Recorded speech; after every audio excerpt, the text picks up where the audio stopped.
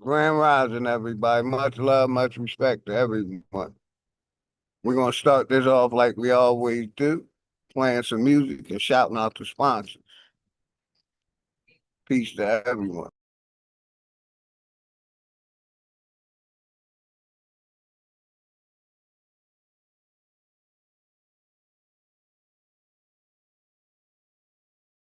Declaration of Reclamation of Our Identity and Natural Rights. This declaration, dated the accepted and amended July 4th, 2019, is in response to the intrusion, genocide, gentrification, indoctrination, and reclassification of the over 100 million strong original peoples of North, Central, South America, and adjoining islands over a period of 4 or more centuries.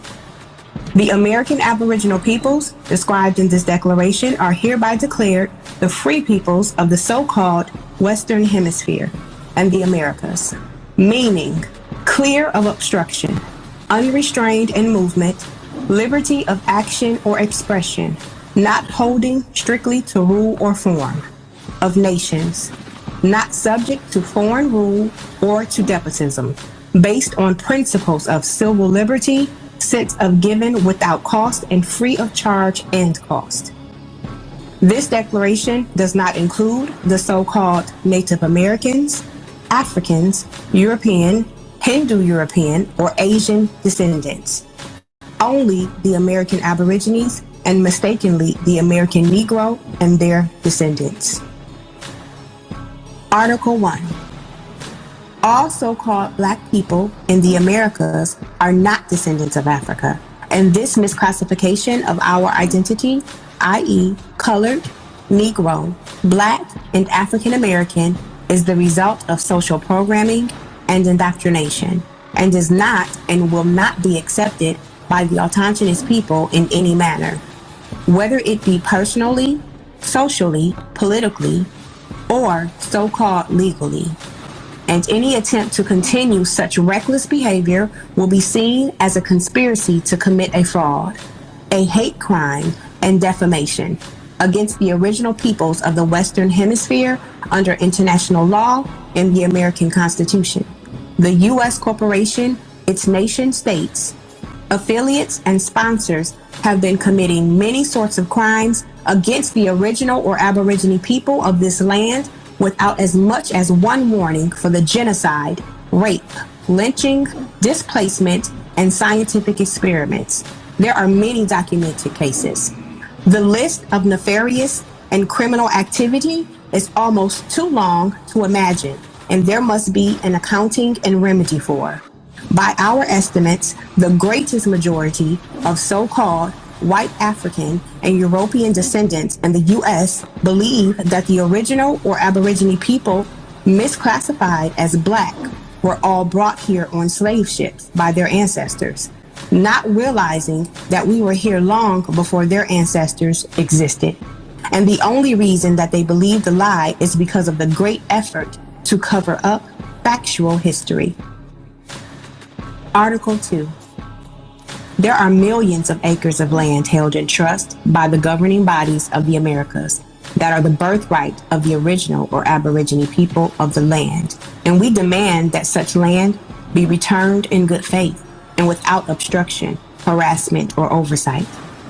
Since the original or Aborigine people have been systematically removed and gentrified from our lands by fraudulent practices and intimidation, we feel it would be in the best interest of all involved to give back our land and allow us to live in peace. No exceptions. Article 3. We, as the original or Aborigine peoples of the commonly known as the Western Hemisphere, including, but not limited to, the Americas and surrounding islands being of sound mind, body, and spirit, reserve all rights to self-govern to the best of our ability without the need for regulation, obstruction, oversight, or harassment from the governing bodies. We will operate as a responsible, autonomous nation, and all treaties, trade agreements, tariffs, etc., thereof on our land must be approved by us alone. No exceptions. Article 4. We, as the original and Aboriginal peoples of what is commonly known as the Western Hemisphere, reserve all rights to travel anywhere and any time of our choosing within the Western Hemisphere without obstruction, harassment, corporate identification, or citizenship of any state-sponsored territories. No exceptions. Article 5. We, as the original and Aboriginal peoples, have been subject to what is commonly known as paper genocide or paper terrorism by the U.S. state, local governing bodies, and their affiliate Masonic partners' orders, i.e., policy writers, enforcers, and other corrupt actors. We will no longer accept your aggressive and, in most cases, detrimental paper, computer rulership in all of its forms. We are the original free peoples of the land, aka the first Americans. We are not and will not be your citizens nor property in any form, assaulting and attacking our people on an individual or group basis by anyone, including your citizens, your policy enforcers, or any of your corporate partners or affiliates will be considered a hate crime and will be dealt with as such. No exceptions. Article 6. All Aborigine, man, woman, or child have a natural right to protect themselves in any circumstances, and any attempt to deny this right will be dealt with in the most severe manner possible unless deemed otherwise by the appropriate council. No exceptions. Article 7. No Aborigine man, woman, or child will be enumerated, taxed, or brought into any other judicial or administrative body other than an Aboriginal council. No exceptions. Article 8. No Aborigine man, woman, or child are part of any so-called sovereign citizen or extremist group or movement of any kind, and any attempt by any individual, group, organization, or governmental agency to connect us to any will be considered a hate crime and defamation. No exceptions. Article 9. All Aborigine men, women, and children are free, born living beings and cannot be considered, identified, or treated as property or dead by the U.S. government or any other entities anywhere on land, air, or body of water. No exceptions. Article 10. No Aborigine men, women, and children can be used as debt or collateral by the U.S. government or any other entities anywhere on any land, air, or body of water. No exceptions. Article 11. We, as the original and Aboriginal peoples of the so-called Americas, retain all rights to any and all resources that we deem necessary to sustain life, liberty, and the development of our people in any and all regards without obstruction, harassment, or oversight by any entity other than an Aboriginal council. No exceptions. She's the youngest certified farmer in the country. We have our first brown egg. And now she's celebrating something even bigger. And I'm like the first 10-year-old to get a full ride scholarship. I literally was like, we do that?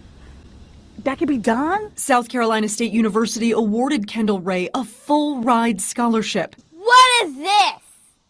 This is bigger than any egg that we ever had. Every new sprout, every fresh discovery. This has to be a double yolk. Shaping not just her farm, but her future. She just wanted to grow. These are sugar baby watermelons. Her mom, Ursula, says Kendall is leading their family farm. They're not. We're just following the 10-year-old and her dream. And where Kendall's headed, she's planting a whole new vision for what success can grow into. She's the youngest certified farmer in the country. We have our first brown egg. And now she's celebrating something even bigger. And I'm like the first 10-year-old to get a full ride scholarship. I literally was like, we do that? That could be done? South Carolina State University awarded Kendall Ray a full ride scholarship. What is this?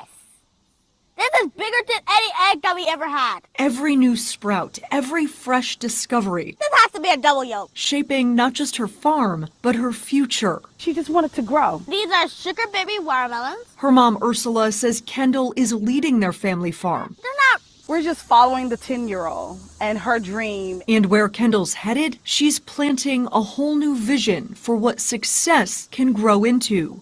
She's the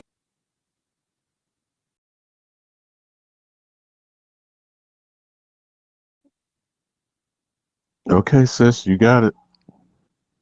Okay, I didn't know if you were gonna play more or I could put in Shirley Sherrod stuff. I'm just loading it up into the chat, but you got it if you're ready to move on. who do we all have in the house? I haven't heard anybody come in yet. It looks like it's still just me and you. Okay. Because Bianca dropped. Okay. Well, all we can do is wait. Are we even at the 7 o'clock hour yet? Says 2 minutes after is what I'm looking at on the screen. Let me pull up because we haven't played these in a while. So let me share this again. In that short interview with Shirley.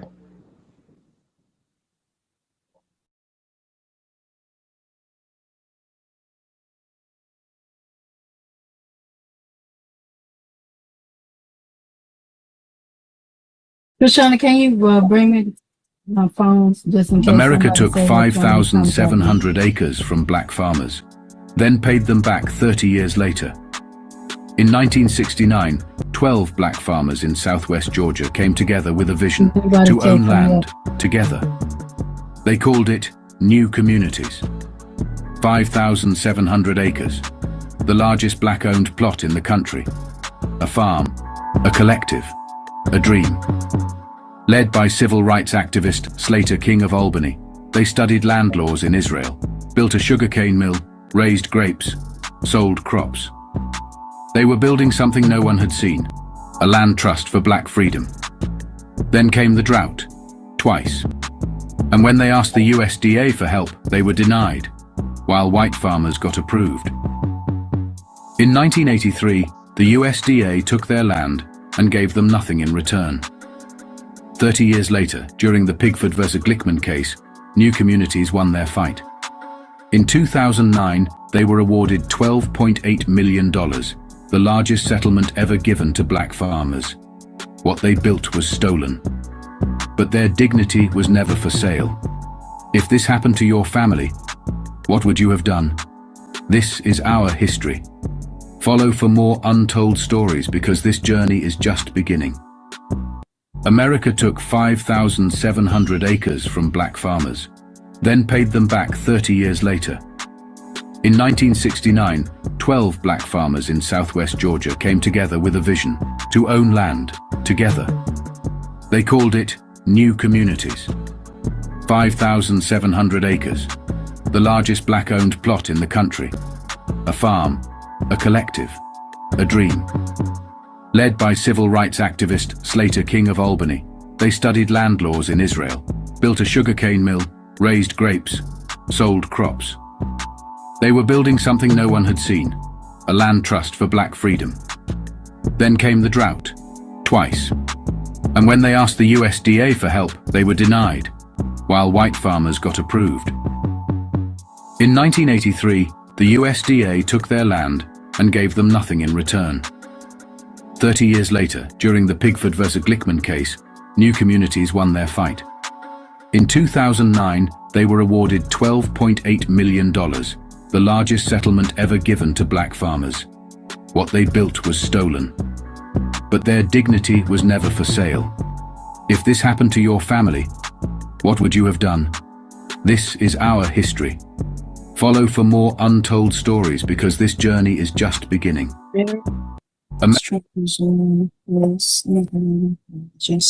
My name is Carolyn Mugar, and I've been at Farm Aid for 30 years. I can't even remember when I met Shirley. It was probably about 30 years ago. Shirley has experienced racism and discrimination throughout her entire life. Her life is marked by fighting for civil rights and the rights of family farmers. Listen to what she does in the face of extreme odds, always choosing to work within her community. My name is Shirley Sherrod, and I grew up on the farm.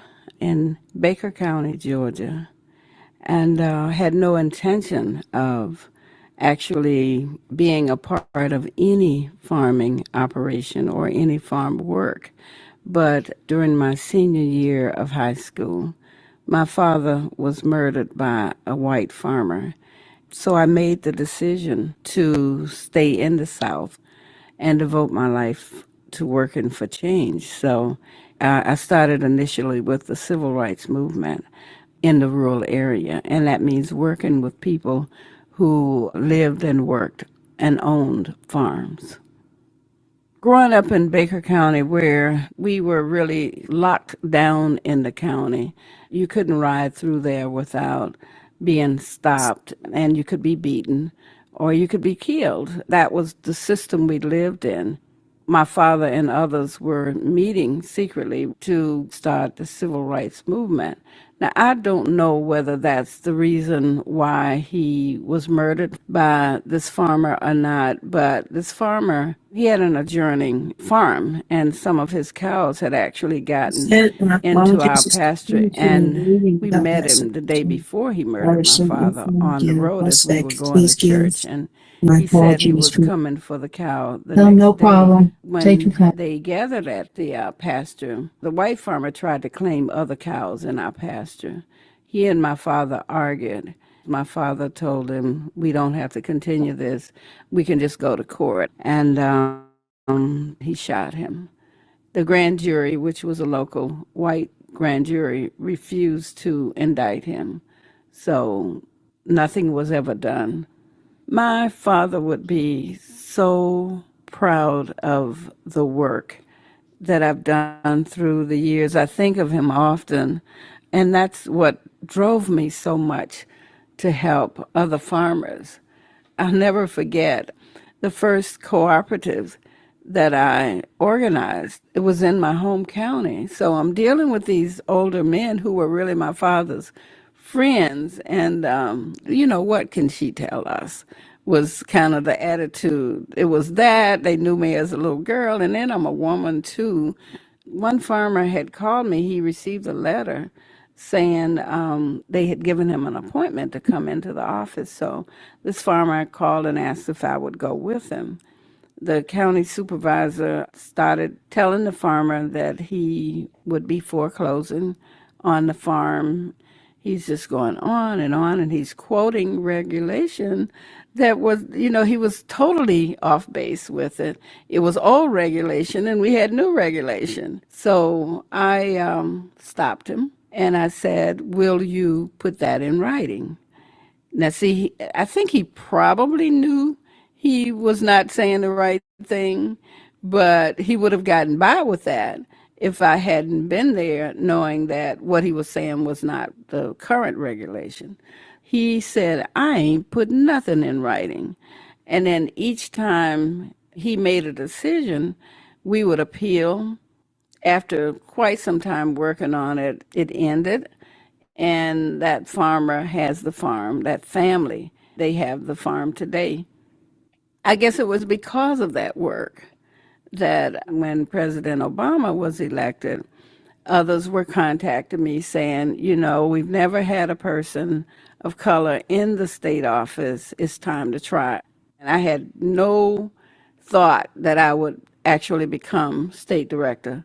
So it was a real surprise for me when I received a call from the White House saying I had been selected as Georgia's state director of rural development, first person of color in the state office in Georgia. But I didn't get to serve a whole year. Being the first person of color, I got requests all the time to come and speak or to come to the various communities.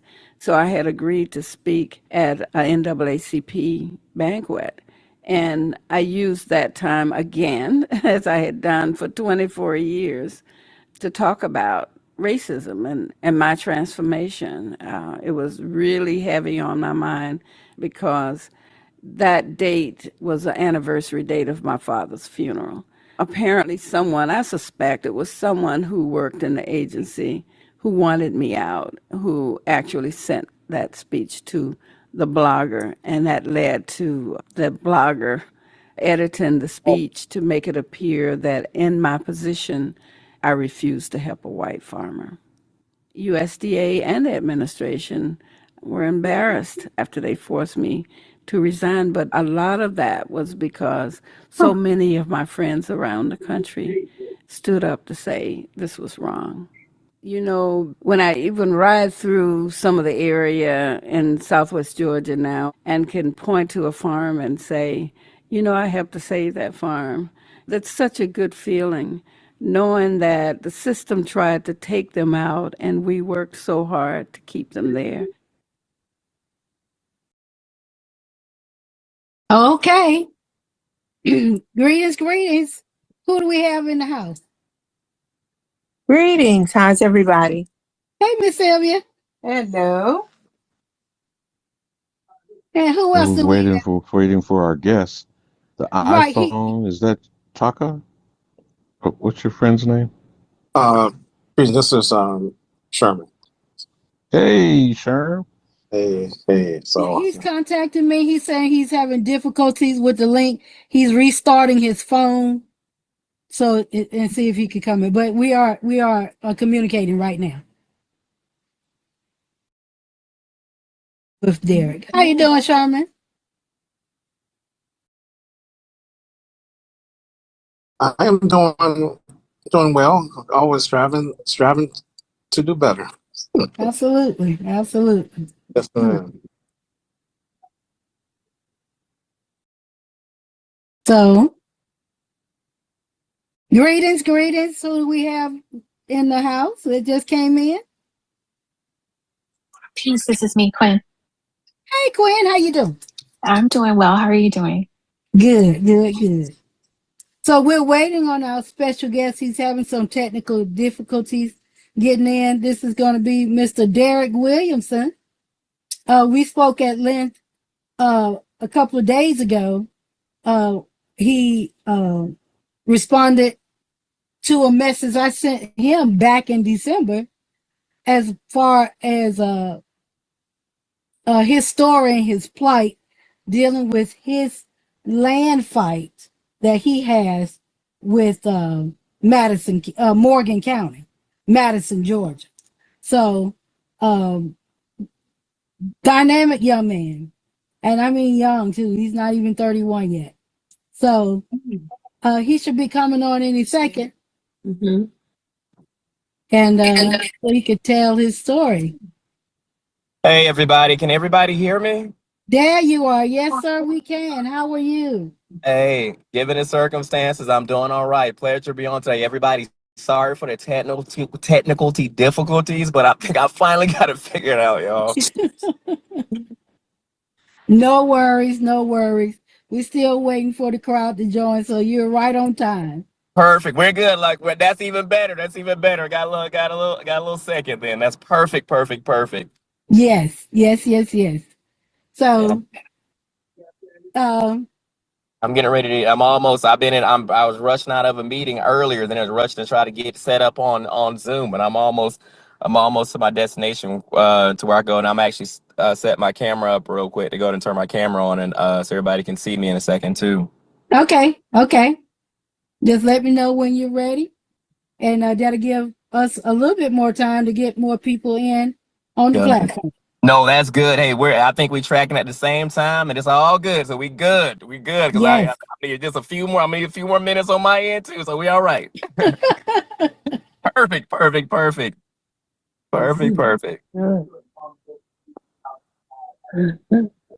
Now, Miss Sylvia, you want to introduce yourself to Derek and tell him a little bit about yourself? Hi, Derek. How are you? Oh, wonderful, man. Wonderful. Pleasure to meet you, man. Good. Well, I'm one of the founding mothers of Abundantly Farming Mothers and Family. Amen. And I am a diehard farmer. I love it. I didn't just start farming, but what I'm really interested in is making sure that we don't leave our children in the state of I don't know what to do. I like that. That's good. So that is my plight, to teach, and hopefully each one will teach one. That part. I love to hear that because a lot of times now we hear, for lack of better terms, always referred to as the Moses generation versus the Joshua's. A lot of Moses generation that fought through and achieved, or whatever that context looks like. But it's hard to find Moses's that's coming back to, help the Joshua generation. And I love what you said, being able to be intentional about building up the next generation and educating them and teaching them and making provision for them to have footing. Absolutely. And not have to start at the foot. Every time you get here, someone dies, someone says, well, I got mine, you get yours the best way. Right. Have a absolute chamber of knowledge that they can open that door. Yes. And turn that page, and they're in. I love it.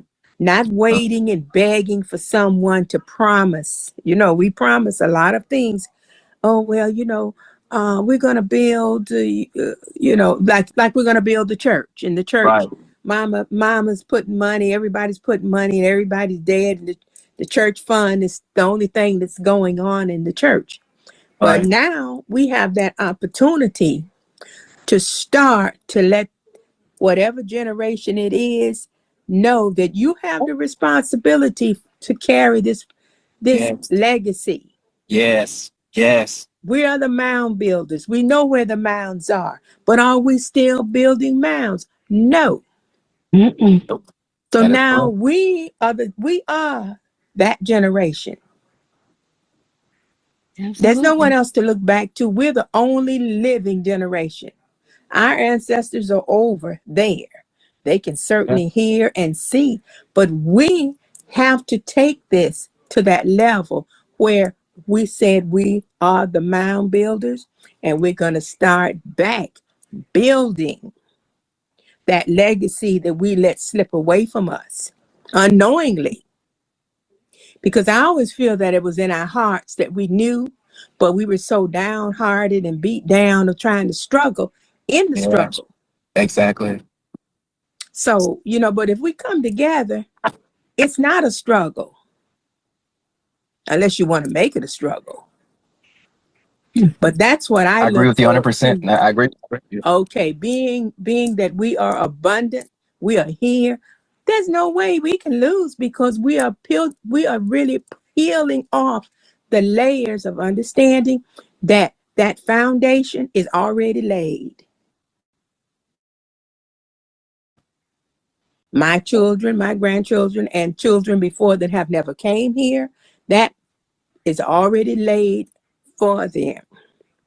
I get up and I write every day. I ask my ancestors. I ask the universal God just to help me leave an understanding for the knowledge to go swiftly through generation. So we can do better. And I know we will do better once we put ourselves in the opportunity is there. You don't have to earn it, like the United States of America, pull yourself up by your bootstraps. Forget that. But if I hear that one more time from some other person, I'm going to really let them have it. So, Mother Sylvia, Derek, while you're getting yourself positioned, I think this would be a perfect opportunity to let this video set the context for your conversation. It gives you about 10 minutes to get yourself really situated. If you just give me a moment here, I think you're going to appreciate this particular story. Great. It goes side by side with what you're combating, Derek. Here we go. Absolutely. I'm ready.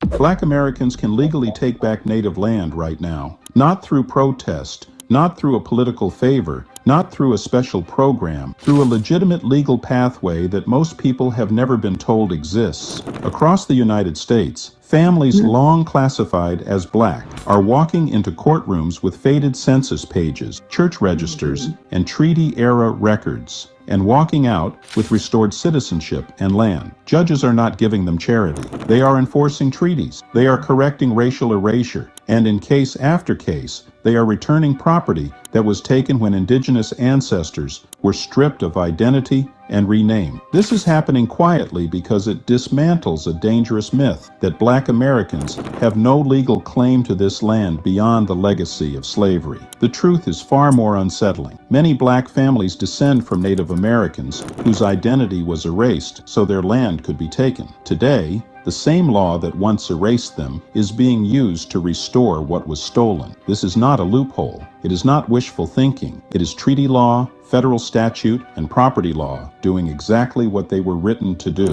recognize descent, enforce citizenship, and return land to the rightful heirs. The door is open. The records exist. And for families willing to prove their lineage, the land is not gone. It is legally recoverable. In this video, let's understand how.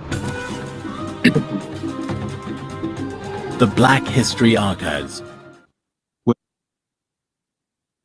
When the United States expanded across indigenous territories, it did so through binding treaties that recognized native nations as sovereign political entities and guaranteed land to their citizens. These were not symbolic promises. The Treaty of Dancing Rabbit Creek, 1830, with the Choctaw Nation, the Treaty of New Echota, 1835, with the Cherokee Nation, and the post-Civil War treaties of 1866 with the Cherokee, Choctaw, Chickasaw, Creek, Muskogee, and Seminole nations all contained concrete guarantees of citizenship and land right. In exchange for cession and peace, the United States pledged protection, allotments, and political recognition. At the same time, the country hardened a racial system that tied blackness to enslavement and indigeneity to a separate political status. That separation created a lethal incentive. If an indigenous person could be legally reclassified as black, the state could deny they were native, dissolve their tribal citizenship, and treat their land as unprotected.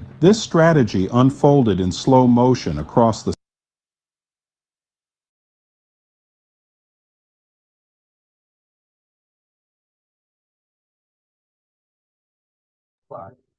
The state could deny they were native, withdraw their tribal citizenship, and treat their land as unprotected. Birth registers, marriage licenses, and court records. This was not clerical drift. It was a method. Once a person was legally black, officials could claim they were no longer a citizen of a native nation, void treaty protections, and open the door to land seizure. Railroads, timber companies, and land speculators then moved in, using probate manipulation, tax foreclosures, and fraudulent deeds that relied on the claim that the Indian owner no longer existed. In Indian territory, the Dawes Act, 1887, and Curtis Act, 1898, broke up communal lands into individual allotments, promising protection under federal trust law. But when black indigenous citizens were pushed onto separate freedmen roles or erased entirely, those protections were weakened or denied, enabling the rapid loss of allotment. Land did not vanish. It was transferred, papered, and normalized into the settler economy. By the early 20th century, thousands of indigenous families had been converted on paper into black families. Their communities were declared extinct. Their lands were declared available. The job of a U.S. Marshal is to apprehend fugitives, criminals on the run from justice.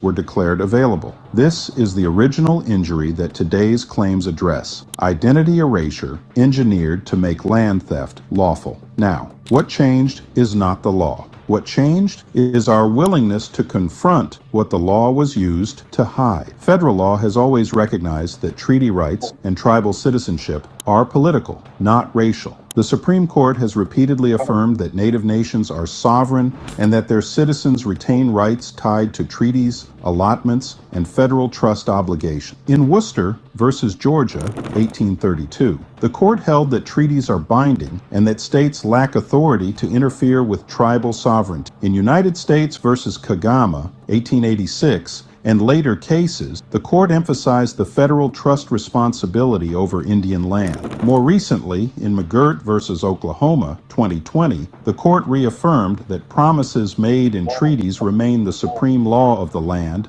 unless Congress clearly says otherwise. This principle explains why Black Americans with indigenous ancestry are winning cases. In Oklahoma, descendants of Black indigenous citizens of the 5 tribes enforced the 1866 treaties, guaranteeing citizenship and land rights. In Cherokee Nation versus Nash, 2017, and related federal litigation, courts recognized that the Treaty of 1866 promised citizenship to the freedmen and their descendants. In 2021, a federal district court in Cherokee Nation versus Nash reaffirmed that promise leading to restored citizenship and the reopening of rights long denied through racial gatekeeping. When courts enforce treaties, they do not ask what color a claimant is today. They ask whether the ancestor was a citizen when the right attached. Here's a reminder to please support us so we can make more videos for you by subscribing to our channel and giving the video a like. We want to build a strong community and we need your support. Let's continue now. Outside Oklahoma, families reclassified under Jim Crow have reopened probate and quiet title action. In Virginia, where the Racial Integrity Act of 1924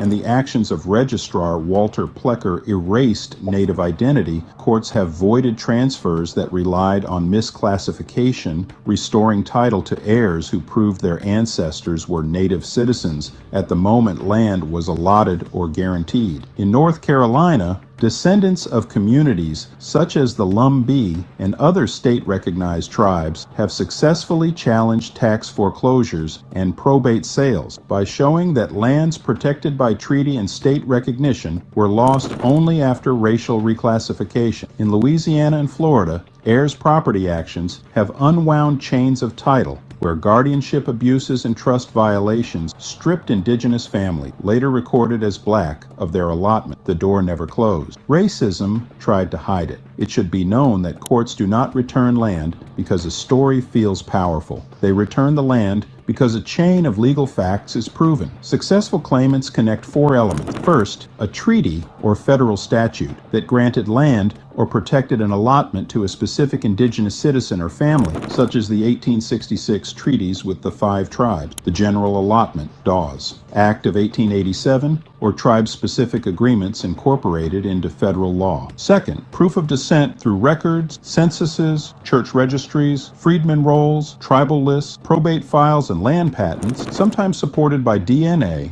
only to confirm family relationships, not to prove race. Third, evidence that the ancestor's indigenous identity was erased through reclassification, leading to the loss of land. Fourth, proof that the transfer violated treaty protections, federal trust law, or state probate rules, rendering deeds void or voidable. When these elements align, judges can quiet title, restore trust land, and unwind fraudulent deed. Where land has been subdivided over generations, courts can consolidate interests and return large contiguous tracts. This is why the claim that Black people can't claim native land is collapsing. The law never required whiteness. It required descent. Racial erasure hid that descent. Evidence reveals it. Today, in Oklahoma, descendants of Black indigenous citizens enforced the 1866 treaties, securing restored citizenship and reopening land claims where ancestors were excluded after reclassification. Federal courts rejected blood quantum and racial appearance tests, emphasizing that treaty rights flow from political citizenship, not skin color. In North Carolina, families descended from indigenous communities labeled colored under Jim Crow challenged tax foreclosures and probate sale by proving their ancestors were Native citizens whose lands were protected at the time of allotment. Courts voided those sales and restored title. In Louisiana and Florida, heirs' property actions reunited families with land originally allotted to indigenous ancestors later recorded as Black, allowing judges to correct chains of title broken by misclassification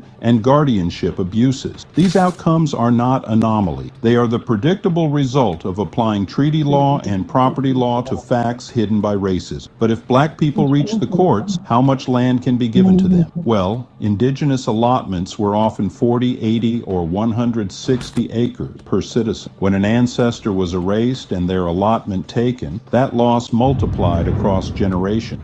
This calendar doesn't let you forget who built civilizations, who led revolutions, who organized communities.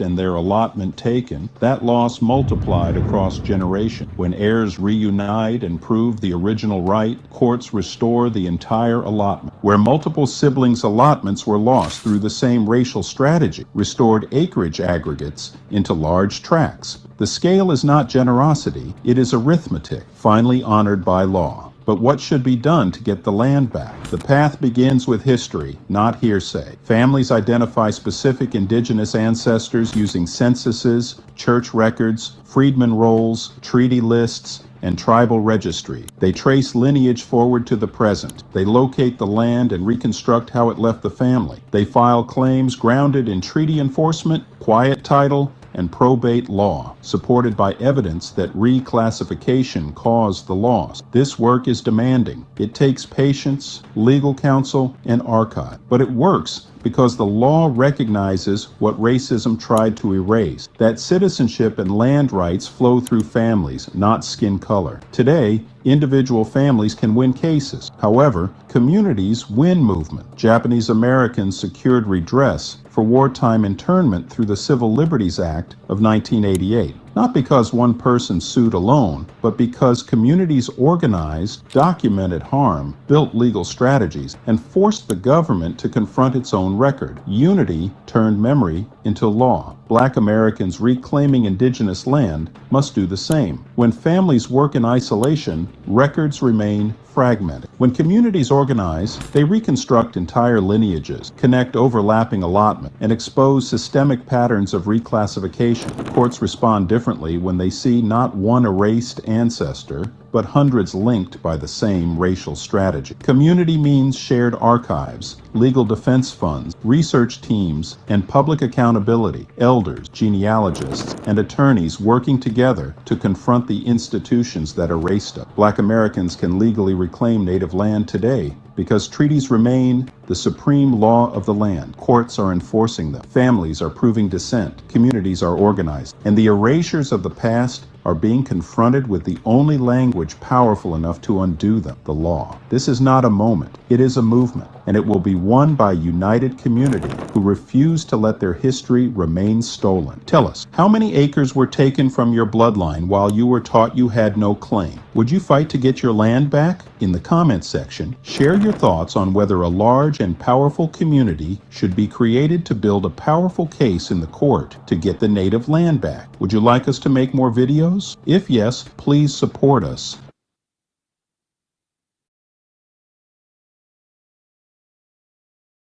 If you've never seen this video, it's the last one that I posted in the chat. You might want to pull it down and bookmark it for yourself. And I hand you, Derek, over to our clan mother, Wakita. You can share with us the version of your story similar to what you heard. And I yield. Right. Mr. Williamson, how are you, sir? Hey, I think y'all can see me now, I think. Let me see. Yeah, I need to turn my camera on as well. Just a kind of a quick segue into to connect with that video that just played. I'm wearing my shirt. I don't know if y'all will be able to see it or not.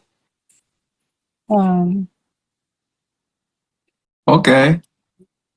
There can be only one. Yes.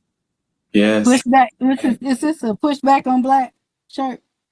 Yes. It is. The one you're wearing is push black Yes, on. sister, it is. How y'all doing this evening? Greetings, Hello, greetings, Chief. hello. Tina, how you doing? All is well. This is part of our problem. You know, the black classification is actually a gate that's keeping us from what is rightfully ours.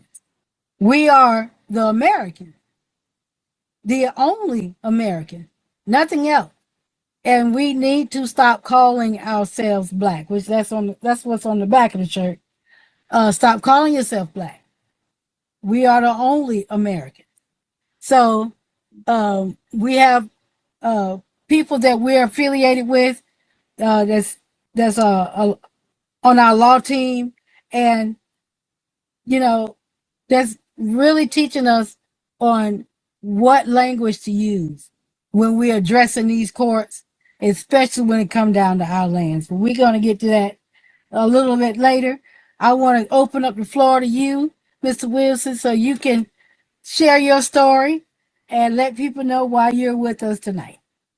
All right, thank you so much. Everybody, it's good to be here, and it's an honor. And well, that was a lot. We covered you guys. That video was very informative, and I'll be honest with you. I'm learning a lot about our history. I'm learning a lot about the different divides that happen and the collusion that happened. Get into all the government. I've learned that government is very corrupt. And we know it goes back and even into the 21st century now. But then going back and talking about the indigenous land, indigenous, and us as being indigenous, it's really neat. I mean, I love to see that there was a lot of the legalities behind it, which is I'm not abreast of the legalities in that regard. Video educated me on that, and my family, is Lumbee Indian, so they're Lumbee, and I know we were here. My mom or my grandmother would say that. I always wondered why she looked like she had like these lighter colored eyes, and Laveri, she's a little bit lighter. She was a little bit lighter, and the rest of us had long, and she just looked a little bit different. But anyway, anyway, so I would know Lumbee, so it would tell me that our family has a lot of Lumbee Indian in our ancestry. But glad to be here today, and I know I'm here to kind of talk about the context of land theft. Many have maybe seen me on social media, maybe on different news outlets, because I'm in a national fight for my farm, for my home, and which happens to be exactly 40 acres, right? So we know the irony of that, right? And thankfully, for whatever reason, God has saw fit to make this case one that millions and millions of people across the nation will begin to watch, connect to. And there's a lot of people, and there's a lot of people that don't look like me that are not very happy about this, about the fight that's going on that's lasted so long. So for those of you that don't know, I own a farm in Morgan County, Georgia. And Morgan County, Georgia is in one of the most corrupt judicial circuits and most powerful and oldest judicial circuit in Georgia, which is the Okmulgee Circuit. They've been doing things bad and doing things illegal and practicing prejudice acts for many, many, many decades now. Okay. Didn't do a lot of research when I got the property. I was like, hey, this is a farm that, God wanted us, our animal family to have. This is our forever home, and I didn't really care about what was going on in the city and all that. It didn't matter because I had our little chunk of heaven right here. That's what that was what kept where I stayed focused at. And so to make a long story a lot shorter, as you can tell, I'm pretty young. And I enlisted some incredible people, initially, some seemingly incredible people to help me bring my vision and ministry to life to the higher capacity. My company is called The Way Dynamic Animal Therapy Encounters. And we believe that God has given animals in the context of the earth a unique ability to minister to people, an ability to help people when sometimes other people can't, an ability to help people and reach a person or a child when pharmaceutical drugs can't. A lot of pharmaceutical drugs come with different react side effects, exactly, with different side effects after using them. But one thing we know about this holistic practice or this natural practice of connecting humans and animals together, it doesn't bore side effect. And a lot of times we see, just like farming, we don't know what the soil tells the seed to produce a sprout, but it's not going to stop us from farming, right? We know we're going to get those crops because that connection is found in the mystery of the universe. And I've learned that concept is similar with animals. When you connect humans and animals in a symbiotic relationship, there's healing there.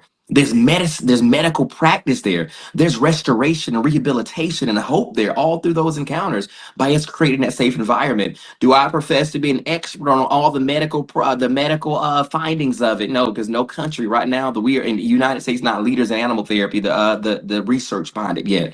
But bottom line, by connecting humans and animals, it's just like the farm that connects the seed to the soil. Something amazing happened, and it's going to yield crops.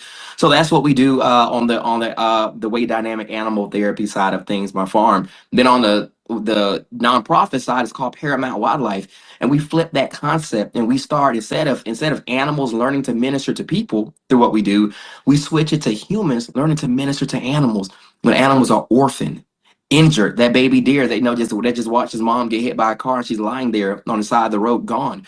That baby has to learn, needs milk, right? A specialized milk. That baby needs to learn how to forage. He needs to learn, that fawn needs to learn how to live in the wild. So we have to be good stewards of the planet, as well, and help and stand in the gap, and get these animals back into the wild, or provide a forever sanctuary. And part of my farm too is incorporating obviously the farming aspect outside of the animals, then the cultivation of the land, right? Being able to yield crops and teaching people about about forestry and conservation and yielding crops from the ground. So what we do, it was massive, and I was just so thankful that God afforded me the ability to shepherd such an amazing practice. And I always say this: the preservation of life. Simple as that.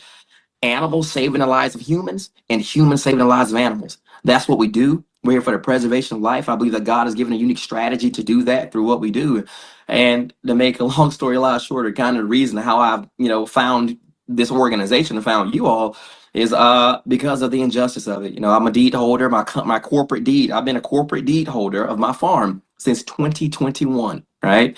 And to make a long story a lot shorter, because of the prejudiceness of a county and the brutal might of a discriminatory county, breaking every constitutional law that they can egregiously, without context, without merit, breaking laws because they feel that this young black man won't get help. We'll overpower this young black man. And they've done it many times and many others. But for whatever reason, in this case, the fight in me was birthed. God has upheld his fight for going on 5 years. It's kind of difficult to stay relevant in the media for 5 whole years when you're up against 4 judges, 2 police departments, and multiple millionaire families, all threatening the life of one black man that won't stand down. And I fight for so many, just like the calls that I was speaking to the one of the members earlier, and how she was talking about how she believed in leaving legacy and things like that. I fight, I from the Joshua side of things, the Moses generation's a lot older than I am, but from the Joshua perspective, I'm doing the best I can. And the one thing that's disheartening, the Moses generation, they have not came in to surround me. They have not came in and say, listen, we're gonna fight with you. This is a big deal. As a young man fighting for land, it's imperative we understand the struggle. The Moseses have not came to surround me yet. But overall, everybody looks at the case like, man, we know it's wrong, but this is a big deal. It's a pivotal case in the United States about land ownership, land theft. If they can take my farm, and I'm a corporate, my farm is no secret, it's worth millions. And if they can come after me in a whole animal sanctuary with every law breaking every law. Usually when people get into controversial situations because you got 2 people on the deed, there was a mischanging of this money and this money. When you look at my case, it's cut and dry. There's none of that. There's one deed, one owner. Okay. And it's been that way for years, other than the illegal deed fraud when they committed forgery and did all those things. But let me would have done half of the things that's happened while I'll be in federal prison. I'll never see the light of day again, y'all. Listen to me. Never. But so that's where we're at today. So any organization that supports farming, that supports this way of life, this is a way of life. We must protect it. We know that farmlands have been attacked for many, many generations, right? And I'm thankful that even to the Moseses, that's more ahead of the game and more woke to the legalities and things that you guys, and they're fighting, and I fight alongside many, and I'm part of other organizations and coalitions, and we must protect this way of life. And so I use my battle, I use my platform to give courage across the nation. Many people reach out to me all across the nation telling me, hey, I saw your story about your land theft. I saw what's happening. And I just want to just continue to anyone that's in that perspective of farming, wildlife, protection of land, then I just like to align to them. And I'm here today, I'm learning more and more about what your organization does. And I love it from based off the mothers taking on that role to, educate and to teach. And it's a unique perspective and I love it. And I love it. That was neat. So just happy to be here. I'm not going to go on too long. I know there may be questions, or I don't know what the flow is for tonight. But just in a nutshell, I'm a young black farmer out of Georgia. I believe in making a difference in the community. I believe in that we have to protect this way of life, and the vicious assault that is against us is unparalleled in some regard. But we got to stand together. We got to educate ourselves. I know the gentleman that I've been talking to, he's highly intelligent and one, he's been I can tell he's an intellectualist, and he's really been big on education and obviously educating even with the video. And I'm learning a lot. There's a lot that I'm not abreast of, but I put myself as a sponge to learn. So when I get in platforms like this, that's the informative side of things. I like to also just take it all in, you know, and and just get in where I fit in and make the difference where I can. So in a nutshell, I'm fighting against a lot of people, a lot of corrupt power breaking constitutional law to keep me off my 40 acres, right? But nevertheless, the fight is still there. I'm enlisting help. I'm asking people to come out and support and to continue to share the story. So I'm gonna go ahead and yield there. If anyone has any questions or whatever our flow is, y'all, I'm just flowing with the team, everybody. Yeah, we're kind of more doing the conversational, Derek, while I Yeah. was, and I thank you for your intro. Inside the chat, I put those two, the Rashad Ritchie conversations that you had. Right. If you want to break to it anytime, Yeah. one of them is like only 7 minutes, so you can see them in the chat. Those last two videos I just loaded up. So everybody else that's on the call, if you weren't aware of his story, that was the reporting done by Dr. Rashad Ritchie on TYT. Go ahead, Clan Mother. You got the floor. Yes, sir. And we do have the videos for informative clarification. But we're really delighted when we get to have you here front and center. Yes. And it's to feel to give you good energy, feel your energy. I just love your passion. And a personal question of mine, and just going back a little bit further from the beginning, how did you get into this ministry? That's a great question. It was always in me. As a child, I just love animals and I just love being outside in nature. Despite all the chaos that might be going around me, it always provided a safe place and peace for me. And granted, it was nothing I thought about doing professionally. Ultimately, I always watched like the Croc Hunter on TV. I used to love how he was out there with them animals. He was a little bit more radical than I ever anticipated to be, but I love animals. And as I would get older and learn to drive and things like that, I'll be the one to stop and park my car sideways so that I can get that turtle across the road safely. And so I was doing all kind of stuff like that, making for you drive with me in this animal crossing, boy, you might be mad because boy, you better get out of the car and make sure nobody hit the car. But I did things like that, and but I wasn't tracking on what God was doing. It was early on that I began to have that unique fascination to the land and to animals. But I would get older and go into the civic side of things. So I would be director of food banks and in the juvenile courts and homeless outreaches and halfway houses. So I went knee deep into the civic side of things and humanity. But then it'll be just some time later that in the early 2000s that God will begin to really speak an amazing message to me about what my purpose was with animals. And God, long story lot short, God spoke a word to me that was just monumental and showed me that my imprint on this world, what I'm supposed to do. You already had the animal side, it had the people side of thing, but now I'm gonna show you what the earth and the animal side of things are, and I'm gonna connect you together. Even as a child, I worked. As a child, growing up in South Carolina, and grew up in a single wide trailer back on a dirt road. I used to have to go get on the back of the truck and ride out into the field and have to pick beans in the field and stuff like that. So I grew up in that context, and then it would be just in over time. God would begin to show me what that professionally looked like, and I will get into. I've never owned an exotic animal, dealt with animals before growing up. That wasn't never really afforded to me. The animals I seen out there in the field, in the woods, or something, that was about it.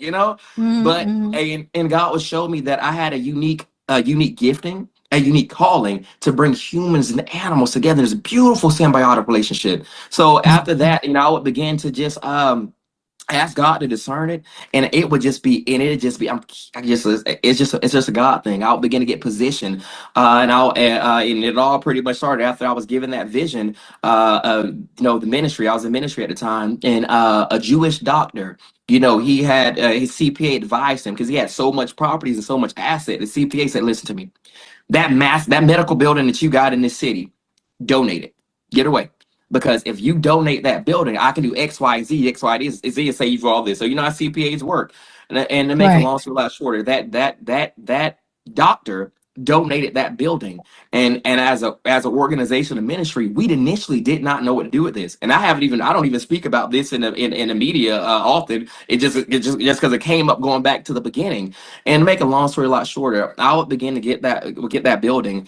And and God will speak a vision to what needs to happen with it. And God showed me that we had what 67 medical offices in there, and I would Wow. convert those medical offices into animal therapy encounter rooms themed to different things. For those filled with anxiety, depression, whatever the case is, you can go into each individual exam room or therapy room at that time and experience what you needed. Sometimes it's a chinchilla, sometimes it's a Patagonian cavy mara, or whatever that animal is, because certain animals minister differently. Just like humanity is diversified, the animal kingdom is diversified too. And then put in a texture of plants. Sometimes plants are so wanted. Plants are living organisms, right? So therefore, plants release an energy and things like that That's as right. well. So therefore, most people are not tracking on these things because they don't have a connection to the earth. And as we know, as indigenous people, we have a unique uh, a unique rooting to the earth, and Yes. so therefore we're able to connect in a much higher frequency, a much higher level, given to us and ordained by the Creator Himself. You know that other peoples don't have as much of that natural connection like us. Our ability to discern, the environment and the ground and the animals, how they respect us, and then we begin to see animals pushed all through history. But anyway, but to answer your question, it just all started there. And I just began to have a passion for it, to have a heart for it, and wanting to see what that looks like, and just trusting God to build it. So I would start out with that medical office building. I'll become the vice president of a zoological facility, and then I will later own my own facility. So when it just all started, it just started tracking from there with a vision from God, and it's just living by faith, and God provided what we needed in real time to build this. And now we look with hindsight. I know what my destiny, my calling is, and to be on the big stage promoting and advocating for this way of life. It is amazing how young you are. Oh Ladies and yeah, gentlemen, he is not yet 31. not yet. It's amazing, and you have accomplished so much in this time. I just have to congratulate you. Anyone else have any questions? Because I don't want to.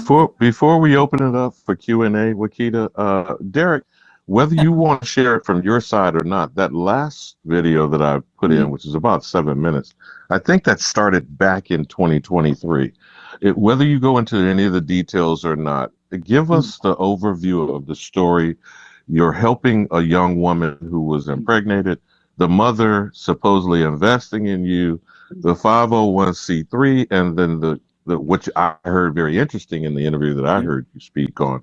You're transferring it to an S corp that's put you in a stronger position currently. Could you kind of give us that overview? No, And then absolutely. we'll open up the floor to other Q&A. No, absolutely, yeah. Because I'll get into a little bit of narrative about the case. So you pretty much are tracking. I'm gonna go ahead and set the time frames and up for you. So Janet Hardy, the millionaire family that you see in all the videos and things like that. Okay. So initially, I used to be Jordan Hardy, the daughter. I'm gonna say daughter, mom, and dad. Be easier for everybody. Okay. So daughter, had a substance abuse problem. I was a pretty prominent faith-based counselor in the area at the time, and that family would always come. And I was also the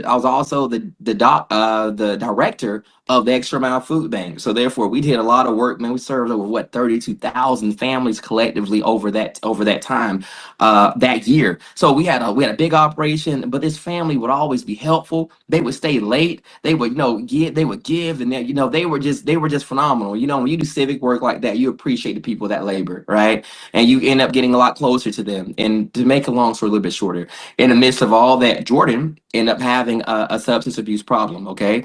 And her mother bought, I see Jordan all the time. I try to give her words of encouragement, but her mom said she really needed faith-based counsel for me to try to sit down with her and spend time with her, helping her to get into sobriety because she had so much respect for me. And we would do that. So we'll get together once or twice a week, and myself, her, and her mother, and we would just troubleshoot the internal issues that was going on, which is and troubleshoot what was happening, and try to get her into sobriety and figure out the problems that was there, dealing with some mental health, spiritual issues ultimately. But anyway, she was able to come into sobriety, and Jordan was doing a phenomenal job. Everything was fine. And in the midst of after she became in sobriety for some time, she ended up having an unplanned pregnancy. Okay, and because of her faith-based context, she could not terminate the child. But her father, as you see in my videos, James Hardy, Joker's a little different, as y'all have seen, and he dictated that the child must be terminated. It was non-negotiable, and she lived with her, she lived with her mother and father in their home that they've lived in for over 30 years. And to make a long story a little bit shorter, Janet, her mother, brought the case to me and said, "Hey, listen, this what's going on. There's dissension in my household. I don't know what to do. He's dictating that the child has to be terminated, and we can't do that." And he now, because I'm advocating for her. Me and him, they were getting into all these arguments. There's too much fighting in the household, and they brought it to me. And they said if I didn't get involved, then essentially that the child would have to be terminated. So in order to save the child's life, I told them, I said, listen, okay, all right. They had appointments set up. The father was trying to pressure the daughter to go to the appointment and all this like that. So it was a lot going on. I said, okay, I don't like the way this looks. All right. But in order to save the child's life, okay, I'll allow you all to move in the spare bedrooms of my property. Okay. And I told Janet that she had to move too, because listen, I'm not my perspective life. I'm not taking care of a child right now. Okay, I run organizations, and I don't have that type of time, energy, and patience right now for that. That's not my context. But what I can do is provide you guys a safe environment for you guys to be able to deliver the child in and be safe, and not have to be worried about fighting with Jay and getting into violence in the household. You don't have to worry about any of that. Okay, so that I can do. Many people in the media ask, so if they're such a big multi-millionaire family, why did they need you? And the reason they needed me, right, was because they don't have a lot of family in this area, okay, right? And Jordan, as you see from my videos, the daughter is unhinged in every sense of the way. And as her faith-based counselor, I was the only one that can provide those guardrails to keep her in the road, to keep her stable, and keep her, and reroute her and redirect her from destructive behaviors. And Janet knew she couldn't handle Jordan on her own, and especially transition out of their family home. So they had to transition into structure, into accountability, and transition into something that was going to be solid. So that's how they all originally started. My home, I let them move to my personal home before the farm. Right.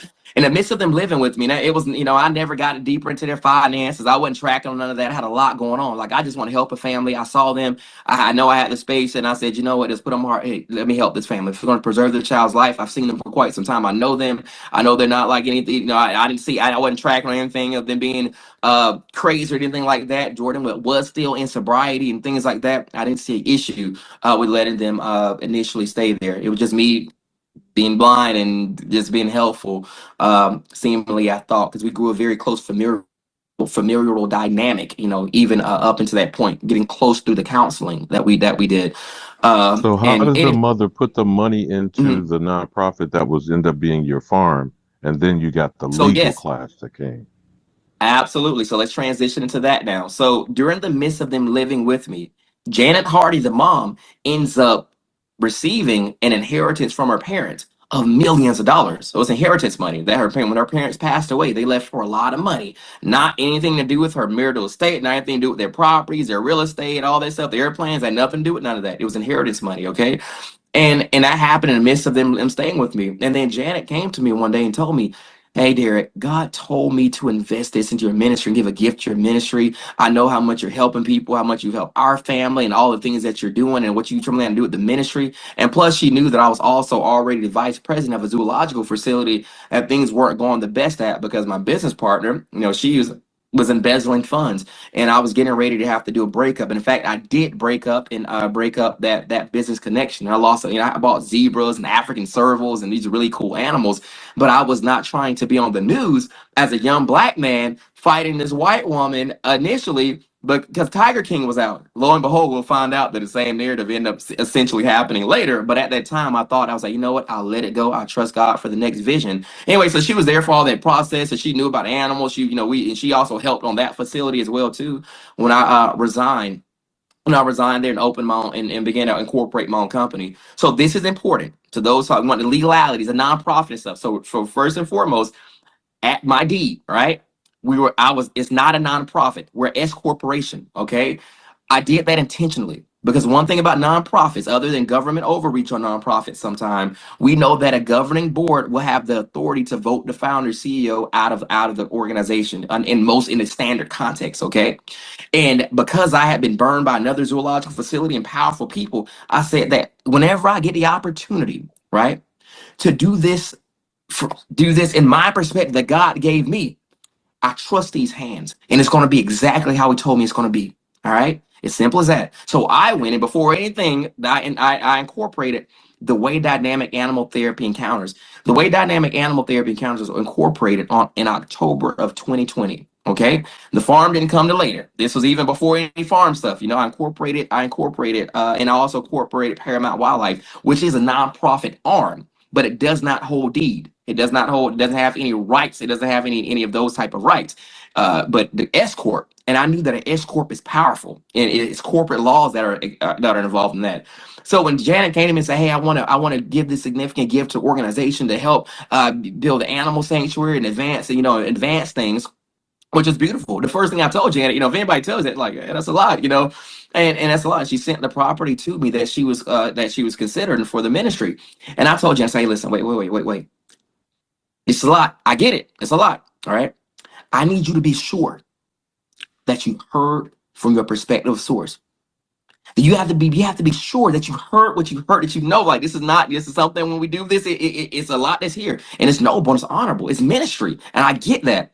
But then again, I just need to make sure you're secure in your heart with this and know exactly what this is. We've had those conversations, and she, over a course of a month, she reassured me and said, "Listen, I know, God, I've been given divine instruction. This is the perspective that I know that I have to do. I've been given these funds have nothing to do with any of our this has nothing to do with anything, and these funds have nothing to do with anything. So therefore, she said, I have the right to do. My family left me this money, and I can do whatever I see fit with it. And this is something that's been put on my heart." So to make a long story a lot shorter, we eventually went green on this project to get the animal sanctuary in Morgan County, Georgia. The property was $1.4 million. Okay, 1.4 million. Janet, okay, had that money in an investment account, but I made a decision because we only had like 1.2. The budget was 1.2 that she was donating and gifting to the ministry, right? So what I did was, even though the property is 1.4 million dollars, instead of spending more money in operations and payroll and more animals, I said, you know what, I'm going to put $1 million down on this facility. $1 million down. And I said, I'm going to do that. In my head, I said, I'm going to do this because of this. Because if anything ever goes wrong, not that I didn't trust Janet. I trust Janet. Like, obviously she's given a big contribution, but I've seen people be one way and then change. I've watched these things. So I cannot make mistakes that I made in the past. That's why when we were getting to the closing table, we were getting ready to, when we were dealing with the lenders, because we put $1 million down, but there's a $400,000 mortgage, a debt that I took out. We took that out together. All right. So Janet's never owned a property. People in media saying, "Oh, she's the property is her." No. Janet's never owned that property a day more than me. We closed together at the same time, and I'll get into that in just a second. But to make a long story shorter, $1 million down onto the property, and that way to bring the payment all the way down towards manageable if anything ever went wrong. That means myself, Derek, can get out there and protect this animal family and get back in the workforce if that's what has to happen, if everybody else walk away from this ministry. And unfortunately, that's what happened. So at the closing table, before closing table, I told the lenders, the realtors, Janet, everybody, listen. I said, because the nature of this right here, this deed must close in the S Corp's name. Ownership has to be clear.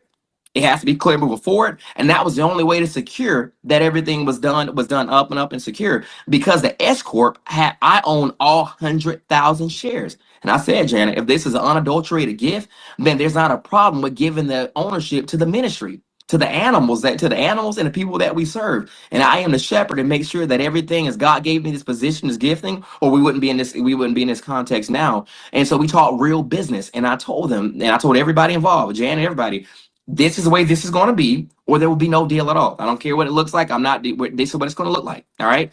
And so the lender came back. When the lender saw that the lender said, "No, we're not going to do that because your S Corp is not 2 years old yet." And I pushed back. I said, "Listen, I can't make the mistake I made before. Okay. It will be in the S Corp's name, or there will be no deal." And everybody was clear. They saw that I wasn't budging on it. The lender came back and said, "Hey, listen, all right, dear, that's what we're going to do. All right. You and Janet can close on your farm together as joint tenants in common. You own 50%, she owns 50%. All right. And at that closing table, you both at the same closing table, the same day, same attorneys, all the witnesses, everybody's present. We will allow you to move the deed immediately after after you can move the deed immediately after you guys close together. We want you guys to close first, and then we want you guys to personally sign over your interest. I own 50% of property. She owned 50% of property. She signed over her 50% to the S corporation. I signed over my 50% to S corporation.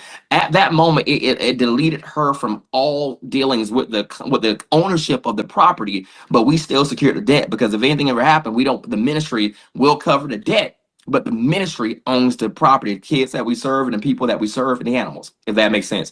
So Now that's the pause, confusion. my brother. Pause right there, because that I am so excited about to jump out of my clothes. Yeah. This is what we don't have opportunities to discuss more about: land, its ownership, and the financing of it.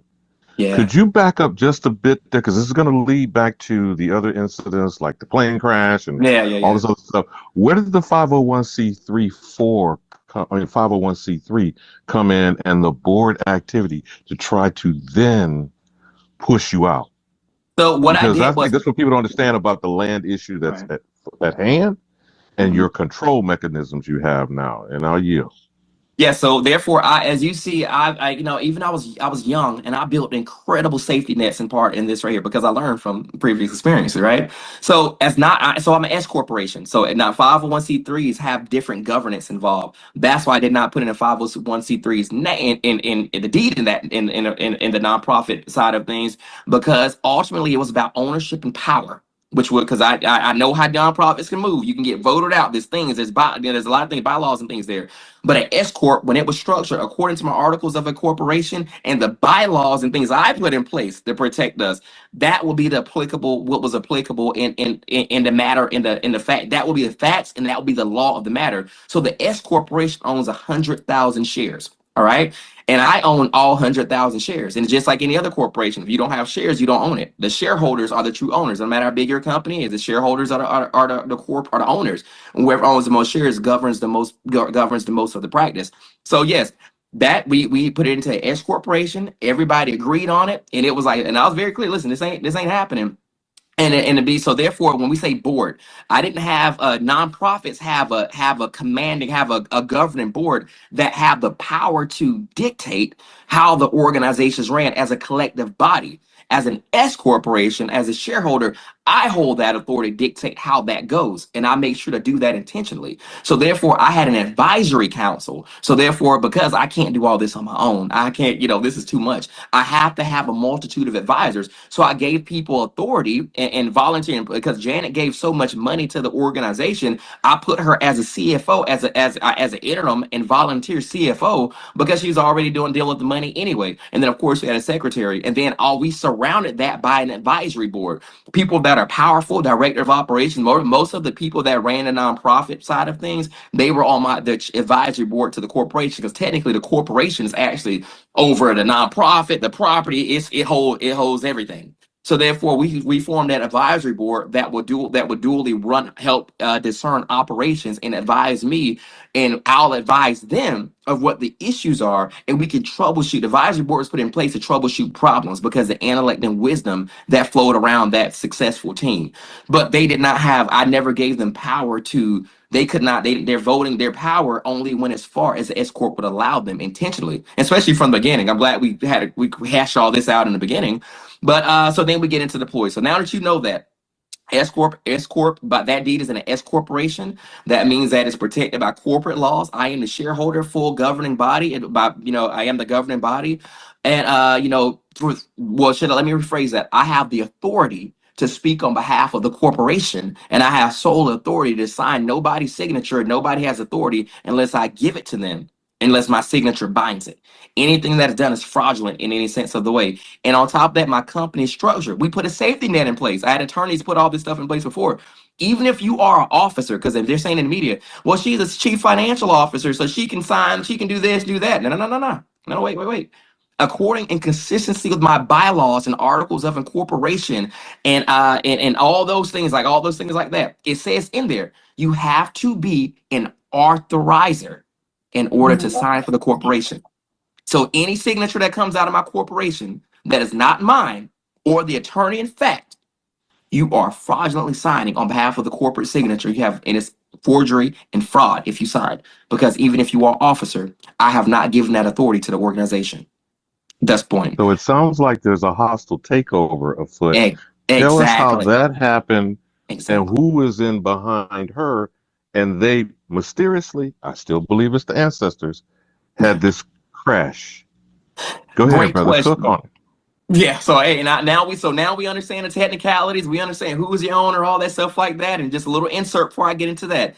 The Superior Court of Rockdale County has already ruled years ago that myself and corporation are sole deed holders of the farm. So then bar me from my home for almost 5 years. They're breaking a Superior Court ruling, which is the highest ruling so far, and still won't let me go home. And it's consistent. They told me to get a ruling. I got a ruling, and they wouldn't accept it in that corrupt county. But anyway, so now we see how if you're an S, you got an S corp, you got all this stuff, you're the sole one on the deed. How can people that aren't even on your deed seize your property, right? So that's the thing. This family is a millionaire family, successful millionaire family. I look a little bit different than them, and the county looks a lot different than me. You understand the parallel, right? They began to forge allies in the county. So I reached out to the chief magistrate court judge, and I would try to get restraining orders and things like that. The judge denied me on everything. I tried to evict. The judge denied me. Anything I asked, the courts would not give it to me in reference to them. In fact, they kept on. I was framed. I was accused of assaulting two white women when I have no criminal history, never got in trouble a day in my life, not anything whatsoever. And I have video evidence that's posted on my page of them assaulting me. And I showed it to the judge, and I actually had to go to the hospital because they messed up my shoulder. I had a soft tissue injury. I went with the court in an arm sling from that assault. The judge flipped the order on me and said, no, you're getting kicked out of your home. And she put a restraining order on me from my own home. And I said, wait, Your Honor. I said, ma'am, listen. I said, number one, this is corporate property. Okay, so that's one. And number two, I have animals on this facility, like Asian water buffaloes, and I have and all kind of animals out here, and Highland cows and things like that. They don't understand animals. I don't know how to deal with these animals. These are my animals. I have to take care of them. They can kill someone if not properly managed or something. Like, this is not a joke. She said, all right, fine. All right. You can go to your property to take care of your animals only. That's it. You're not allowed inside of your home anymore. You go, you take a deputy will go with you. You move all your stuff out of the house, and you're not allowed back in there until the court rules on this matter or 6 months expire. I said, but ma'am, I've showed you concrete evidence. I bought video evidence. They bought you nothing. The only thing they bought to you today was their bodies. That's it. I've showed you medical documents and I've showed you deeds. I've showed you video evidence and I've showed you injuries. But ma'am, so how could you do this? She said, you heard my ruling, and if you violate it, you will spend time in my jail. So that will begin to be where I would begin to fight this millionaire family, and the injustice would happen. I would begin to be kicked off my land for going on 5 years. They would begin to put TPOs out against me. And the thing is, when the state filed it, right? And I was a victim. It says Derek is the victim on there. And the judge flipped it. And we would find out later the collusion that was there. Judge Holt would begin to I would catch her breaking the law. So there, on the night of my brother's passing, right? I would go home, be with my animals that night, and I'll go into my bedroom, and Jordan Hardy, the infamous video that's circulating all around of her accosting me, telling me your brother's dead, he's in hell, and all these things, like they're trying to make me hit her. Because one thing about me, the court, they have nothing on me. Like, the corporation's secure. There's no defense filed against the deed. I have no history of any type of fraudulent, nothing. So therefore, they have nothing. So what they try to do is try to get me to put my hands on them, and they try to exploit that vulnerable day. Took everything in me not to put my hands on. Listen to me. He took everything in me that day not put my hands on nobody. Then I was assaulted by her. That was assaulted by her father. The judge calls my house that night. And finally, an officer tried to charge. He said, you know what? Because my brother, he saw the clip on the news about my brother passing and stuff like that. He said and I had video of it. She bust through my doorway. You can see, y'all can go watch the videos. The officer says, listen, I'm going to charge. He told me when he walks in my room, he's going to charge, right? He said, I'm going to charge. And I see what happens. It's very clear, this and this and this. He goes out in my room, goes back and talks to the Hardys. That officer comes back into my room and said, listen, I cannot charge her right now. The judge has said that I can't charge. But wait, if you know anything about the laws, a judge cannot interfere with an arrest and charges. That's not there. That's executive. That's not judicial. When it gets to her, she deals with it then. But she cannot call the house and say that someone can't be charged. The judge broke the law. And she did that. And the one on one of the most egregious acts, like this is a horrible day for me. I'm going through all this. Then they go and they vandalize the vehicles. I have evidence. The police there. The police is while being there. The husband, as you see in videos, he's assaulted me, tries to hit me with the clock. He's faking punching himself in the face, acting like I hit him. I would go to jail for that. First arrest, I'm 20. I was what, maybe 23, 24, my early 20s at that time. I would go to jail for the first time in my life because he was hitting himself on camera, punching himself in the face, screaming, "Stop hitting me." Law enforcement said I aggressed him, and I did it. And they would arrest me the day of my brother's funeral. This is a little bit late. My brother's funeral was the following within a week and a half later, or 2 weeks. I'll be arrested and framed again, and spend after the funeral. I'll be arrested and spend time in Morgan County Jail in that horrible, decrepit cell. They were so disrespectful to me. They didn't bring me anything. I had to sit there with that nasty. That it was, and I laid there, no phone, no family, nothing. And I had to mentally work through burying my brother that day, and then being arrested for the first time in my life in a corrupt county with no one. So they would begin to use legal ploys against me, and I would begin before my brother passed. One thing that he told me, he was like, "Hey, go to social media." But I'm very private. I was never into social media. You'll be surprised. Now I'm all over the internet now, but I wasn't. I debuted the ministry and the animals. I didn't like being in front of camera. I didn't feel fluid enough. That wasn't my thing. I didn't like it. But I posted a video of that day on TikTok because I was told, TikTok is good. I posted a video. That video would get like 5 million views in the course of that week, something like that. And that would begin a journey to where I had a media presence. And I posted another video of the judge interfering with Jordan's arrest. I had a video of the officer telling me that it's on my page, you guys. I had a video of the officer telling the judge telling the officer that night, "You can't charge." It's almost 11 o'clock at night. And the judge said, "No, you're not going to charge." Yes, she brought up, but it's okay. I said you're not charging. And the officer has no choice but to listen to a judge, even though it's not context. So anyway, the judge, and then get this, fast forward, the judge herself, a chief magistrate court judge, right, steps off the bench. She recuses herself for a conflict of interest, steps off the bench and comes after me personally. She files charges against me. You gotta think, I'm a young guy. I don't know. I'm never involved in the legal system and stuff like that, fighting for my farm, my life. I just buried a loved one. I'm going through all this stuff. And then a judge steps off the bench, the powerful, a 30-year seated judge, one of the most powerful judges in the county, steps off the bench and says, and file charges against me with the same judge upstairs that's ruling over my property. And I got to go against, and I have to find it. Thankfully, my lawyer committed legal side. She's a local civil defense attorney. She committed legal side because she took the case to go against the judge for me. And that transcript is on helpdart.org. You will see the judge, the Superior Court judge ruling over my farm, broke the law on record, that broke the law. And despite having a conflict of interest, he could not hear that case. This is your judge. This is your counterpart judge. She rules. She's buying case over to you. You work together. You can't. You have to be an independent judge stepping into this. He heard the case and refused to allow the venue to change. That judge will found me guilty of stalking a chief magistrate court judge, gave me the maximum order in the state of Georgia, and barred me from coming into the courthouse again unless they're presiding over my farm ownership, and took a right to bear arms and all that away from me, and publicly defamed me. After that, they made me a criminal when I never did anything wrong. Never spoke to that lady outside of court a day of my life. She lied and said I broke into her chambers twice on record. Lies. Why would I? It's crazy. She had broken her chambers, and I went up there to get record. Because all the things she did to me, breaking the law. I went up there to get the FOIA request, and I asked for it. So they told me to come. The judge want to see me in her chambers. I said, the judge want to see me? I'm just here to get records for what? Like I'm real because I'm kind of funny about going back there because I know ain't no cameras back there like that, And so they opened the gate and signaled me to come through, and I'm like, all right. Okay, cool. I'll go. I walked through the office, walked back there, walking off. She's sitting at her computer. She's like, "What are you here for?" I said, "Ma'am, I'm here to get the record from court that day. I need every camera that's in that courtroom, and I want any written documents that went out that has your signature on it in regard to my case that day." And she's like, "Those cameras don't work. There's nothing in there. They don't work. They're just dummy cameras. They don't work." I said, "So, ma'am, you got cameras in the courtroom that just are for decoration?" And she's like, "Yeah, they don't work. They haven't worked." And I'm like, and then so the judge would go on it'd be disrespectful to me. And she would start like amping up on me. I said, "Hey, ma'am, I'm here to get records. You broke my, you violated my constitutional rights." And so she started like amping up and yelling. So I take my phone out, all right, and so I hit record on my phone. She says, "If you record me right now, I'll arrest you right now for contempt. I'll arrest you right now."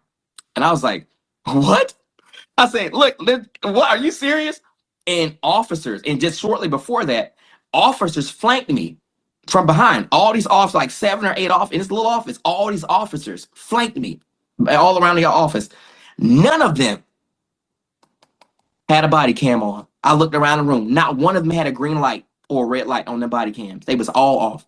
They can say I did anything. They can do anything at that moment. I said, "All right." I said, "Hey, listen, I'm leaving. I'm uncomfortable. This is not right. And I'm getting ready to go. I'm walking out of here. All right. I'm leaving. So I proceeded to walk out of the door. And that's how that interaction happened. They wouldn't let me record. Nobody had body cams on. And so I proceeded to leave.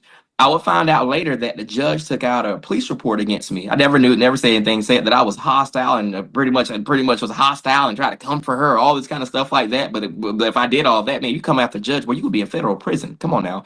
So they lied. Then she lied and said I broke into her office again. So you think I'm going to have that kind of encounter with you, and you think I'm going to go back to your office again? But she lied on record and said I did. They found me guilty of that. So anyway, so that's how. So now you get a narrative of what I'm dealing with. So I got police officer. You see on my page, I got dispatch calls. If you go, I mean, this stuff is bizarre. I got recordings and dash cam footage and body cam footage of officers telling me they're not going to investigate crimes, threatening, saying stuff to me, threatening things to me, and all that stuff. I know exactly who you are, and I'm not. You don't tell me what to do. I mean, the list goes on and on. So that's how this millionaire family was able to do all these things. Now we're going to get into the interesting part of this. The millionaire family, James and Janet Hardy, that have illegally filed all these fraudulent lawsuits. The fake divorce case, they were divorcing in Rockdale County where I won. When they lost the divorce case, when the judge took me out of that case and made them divorce and say, "Hey, he doesn't have nothing to do with this," they dismissed the divorce case and filed it in a corrupt jurisdiction where my farm is, with the bad judges in Morgan County, put me on a double jeopardy, which is already illegal, right? Potentially legal. So it's fraudulent case filed. They changed their names. Instead of Janet Hardy filing for divorce, James Hardy filed for divorce. So they flipped it so that they can get me in another divorce case that I already won. Get this. It'll be February, this Black History Month, right? It'll be February 15th of 2024 that they would take off in a neighboring city on their plane, their private plane, the both of them. Their plane would shortly crash, literally within just some minutes after they took off from the airport, right in the neighbor city. They both lost their lives that night on that plane crash. You would think the saga ends there, but lo and behold, it got a whole lot more crazier because the judges and the police department and everybody, I don't know if they paid who they paid or what it is, they said they were going to protect them even after their death. And then now I fight.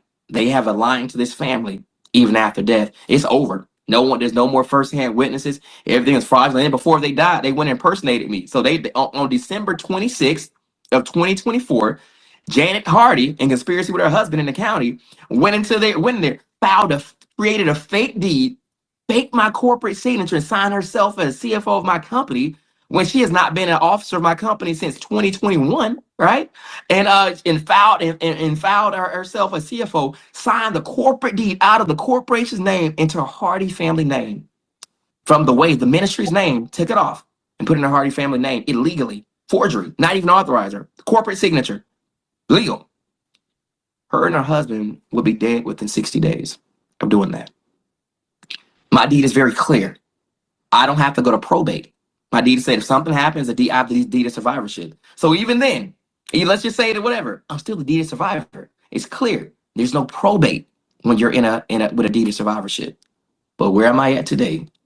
In the middle of a divorce case that I'm not supposed to be in, and a fraud case when they out there committing fraud, and with people that I don't even know, family members that I don't even, they got family members, a lawyer. He's a lawyer out of Madison, Florida. The uncle has now come into Georgia to fight me on behalf of his family to take my land, and they still hold possession to this day. Now, not to be speculative, Derek, is there some developers, either in state or out of state, that could be behind trying to acquire your land? Go ahead. Absolutely. Absolutely. So we know that Rivian is actually coming out there. They spent like what 1.2, not million, billion Hold, dollars. hold, hold, hold, hold up. Wait a minute. Rivian, the electric car company, is what I'm hearing Yes, you say? yes, yes. They're Cook, coming to my brother, county. cook.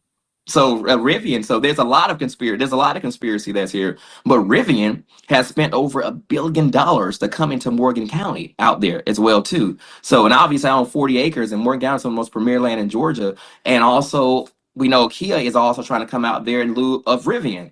And on top of that, we have several. So Morgan County has a lot going on, and then they've been in a issue trying to, but Rivian is so massive because it's such a massive project, and it will change the dynamics of that region in the Morgan County. But we have a water issue in Morgan County, so therefore, there's a plan to bring water from the neighboring counties, from Newton County, and coming on up. My property does sit in, if I'm correct, according to my understanding, that my property is seemingly not involved in all of this here, but it has some type of context. I don't know it all yet. I've been advised that my property may have certain like minerals and groundwater rights, and that water is a big issue out there. And because I do have there is natural waterways or springs in the back of the property and through the property and things like that. So it's not, I don't have anything definitive, but I just know what the developers are trying to do. Okay. So, and I have not spoken to any of the developers. Everything's been accounted. It's been judges, and it's just judges in this millionaire family that I've had interactions with. And I know that a solar company has now, the county has forged an alliance, a financial alliance with some type of energy company. And this energy company, they made a deal to where they're, instead of with all this stuff, they're revamping all the courthouse, paying the judges more, and it's a big court project that they've come up with this energy company. I have not investigated enough to know the dynamics of it, but the county has increased their sales taxes. They pay a very lucrative number to an energy company to bring to up the part of the courts in Morgan County, Georgia. Obviously, we know why, but seemingly, but there is some alternative conspiracy that's there too. Amazing.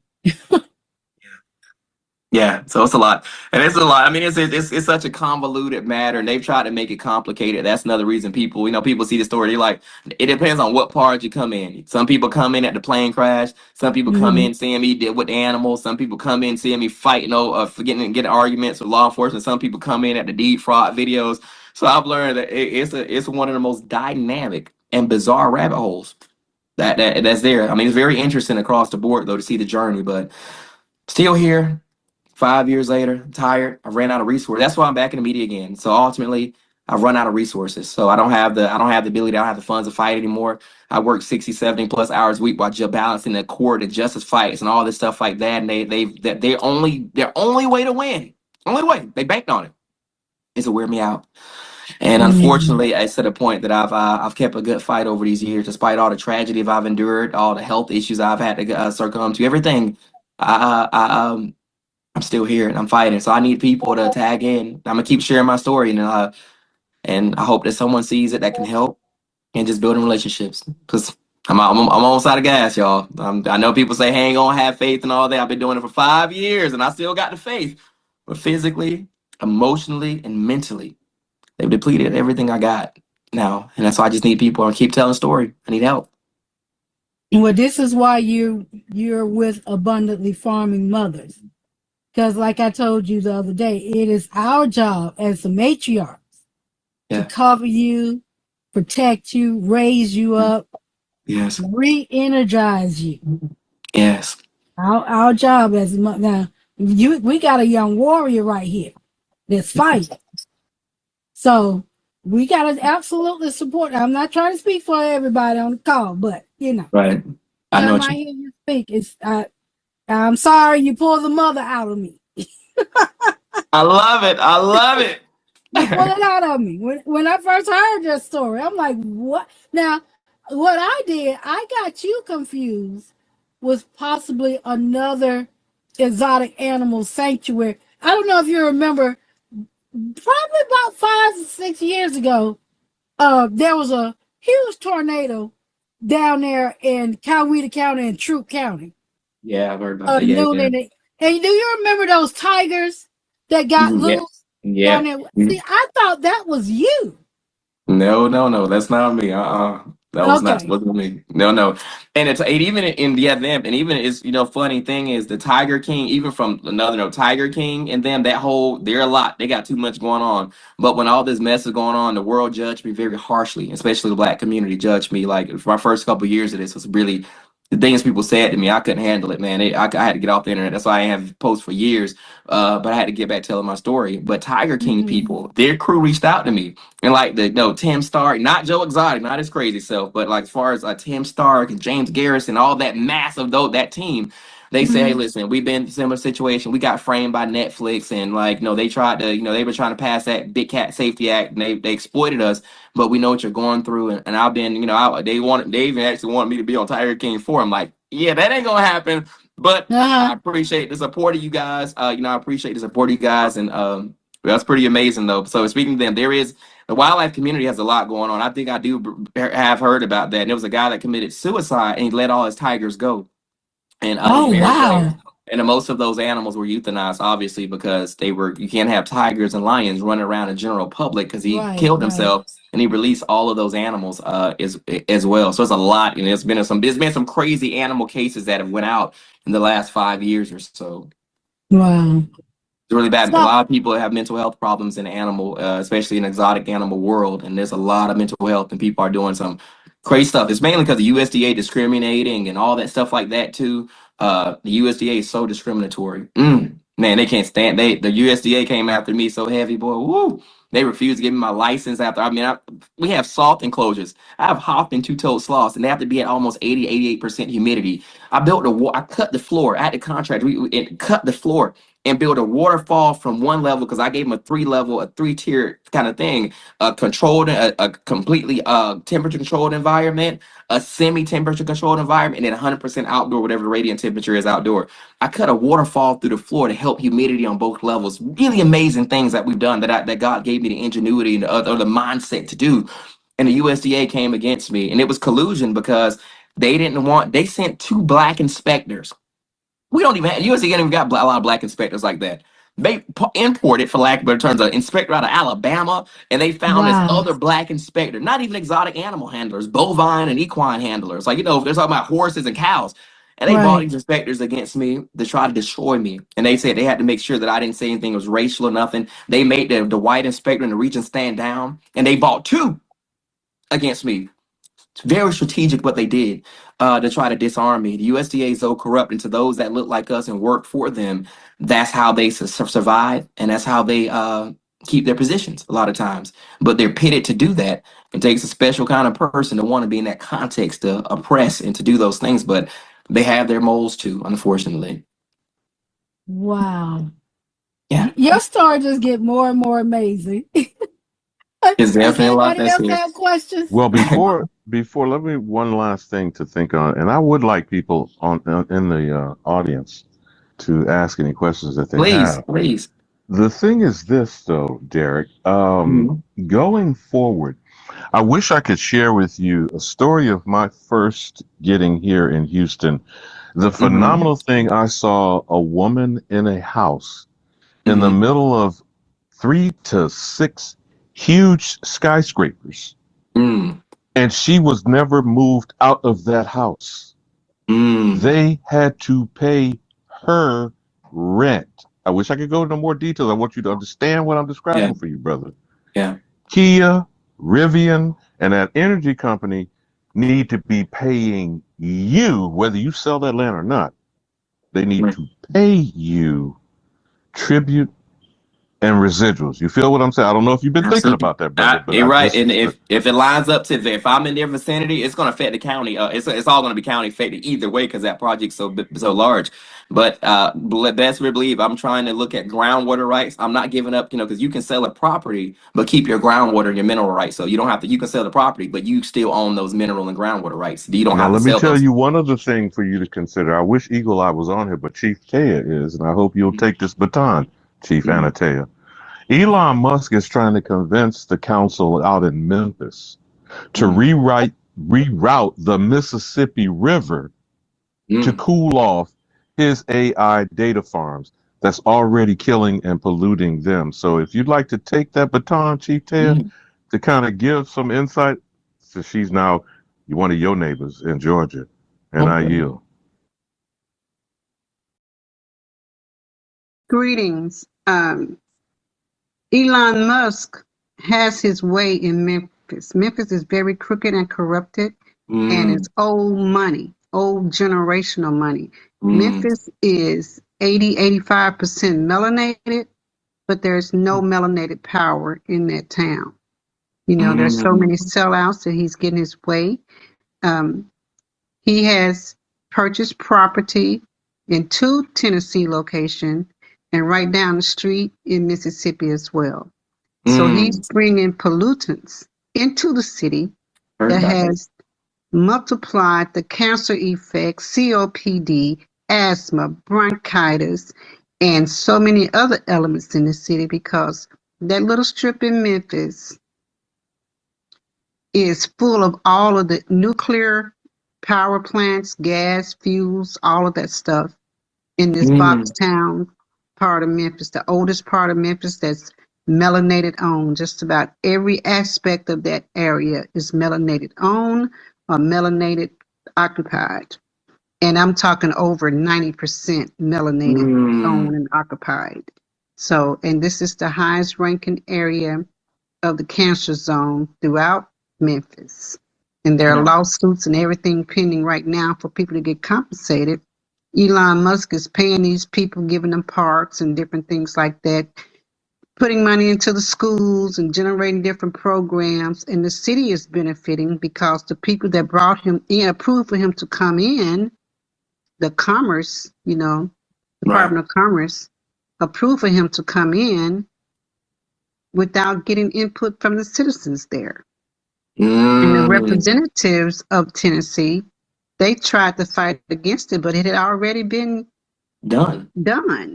So, you know, and he has just recently, SpaceX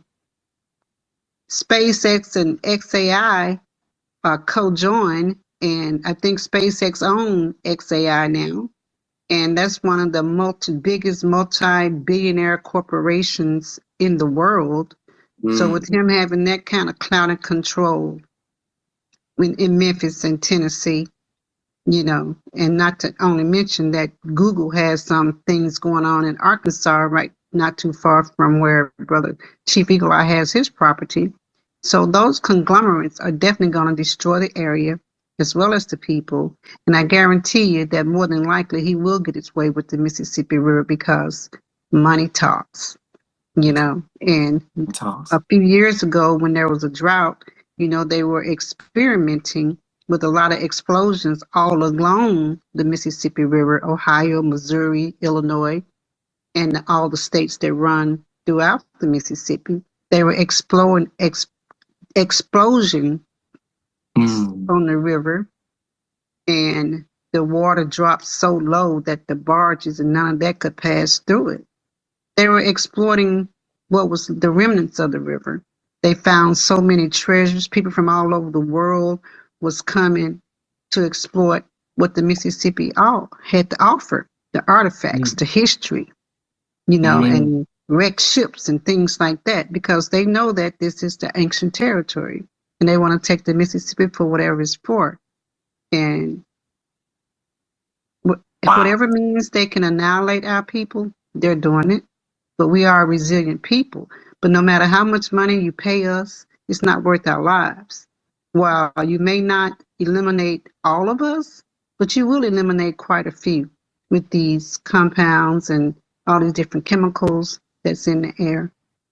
You know, there's Valero, Amoco, Exxon, all right there on Boxtown, right along what they call President Island, because there's so many plants along that area that's polluting the Mississippi River and the neighborhoods that surround the river, mainly Boxtown, downtown, you know, heavy melanated areas. So I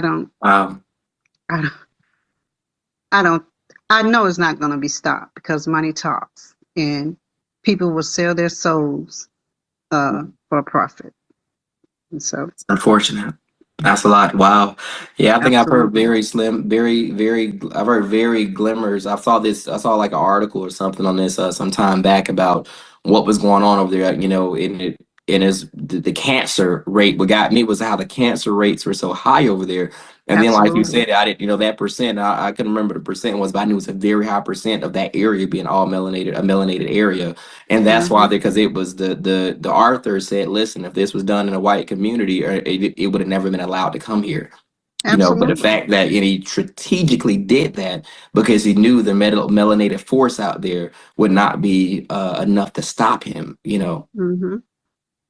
Mm, No, because the Chamber of Commerce, approved everything. The mayor, the local politicians, the city council, they're all in cahoots with that because absolutely. um, when I came back to Arkansas in the year 2000 from Illinois, I had Mhm. intentions of being the mayor of West Memphis, Arkansas. And Oh, I wow. became very involved in the politics and the ongoings of the community. And we, Mm, Chief Eagle Eye, and about 8 other members of the NAACP, we found so many inconsistencies. When you follow the money trail, mm, you'll find a whole lot of corruption. And we blew the whistle on a whole lot of stuff that we found.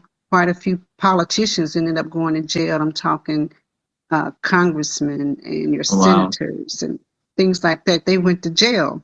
And of course, when I got back, I had sued the city of West Memphis and I started experiencing a whole lot of harassment, which I left the city in 2012 because I got tired of being harassed by the police. So I Oh, moved to yeah. Memphis, which isn't that far, right across the bridge, but now I'm in Georgia. So I've been here for about a month. But Oh, wow.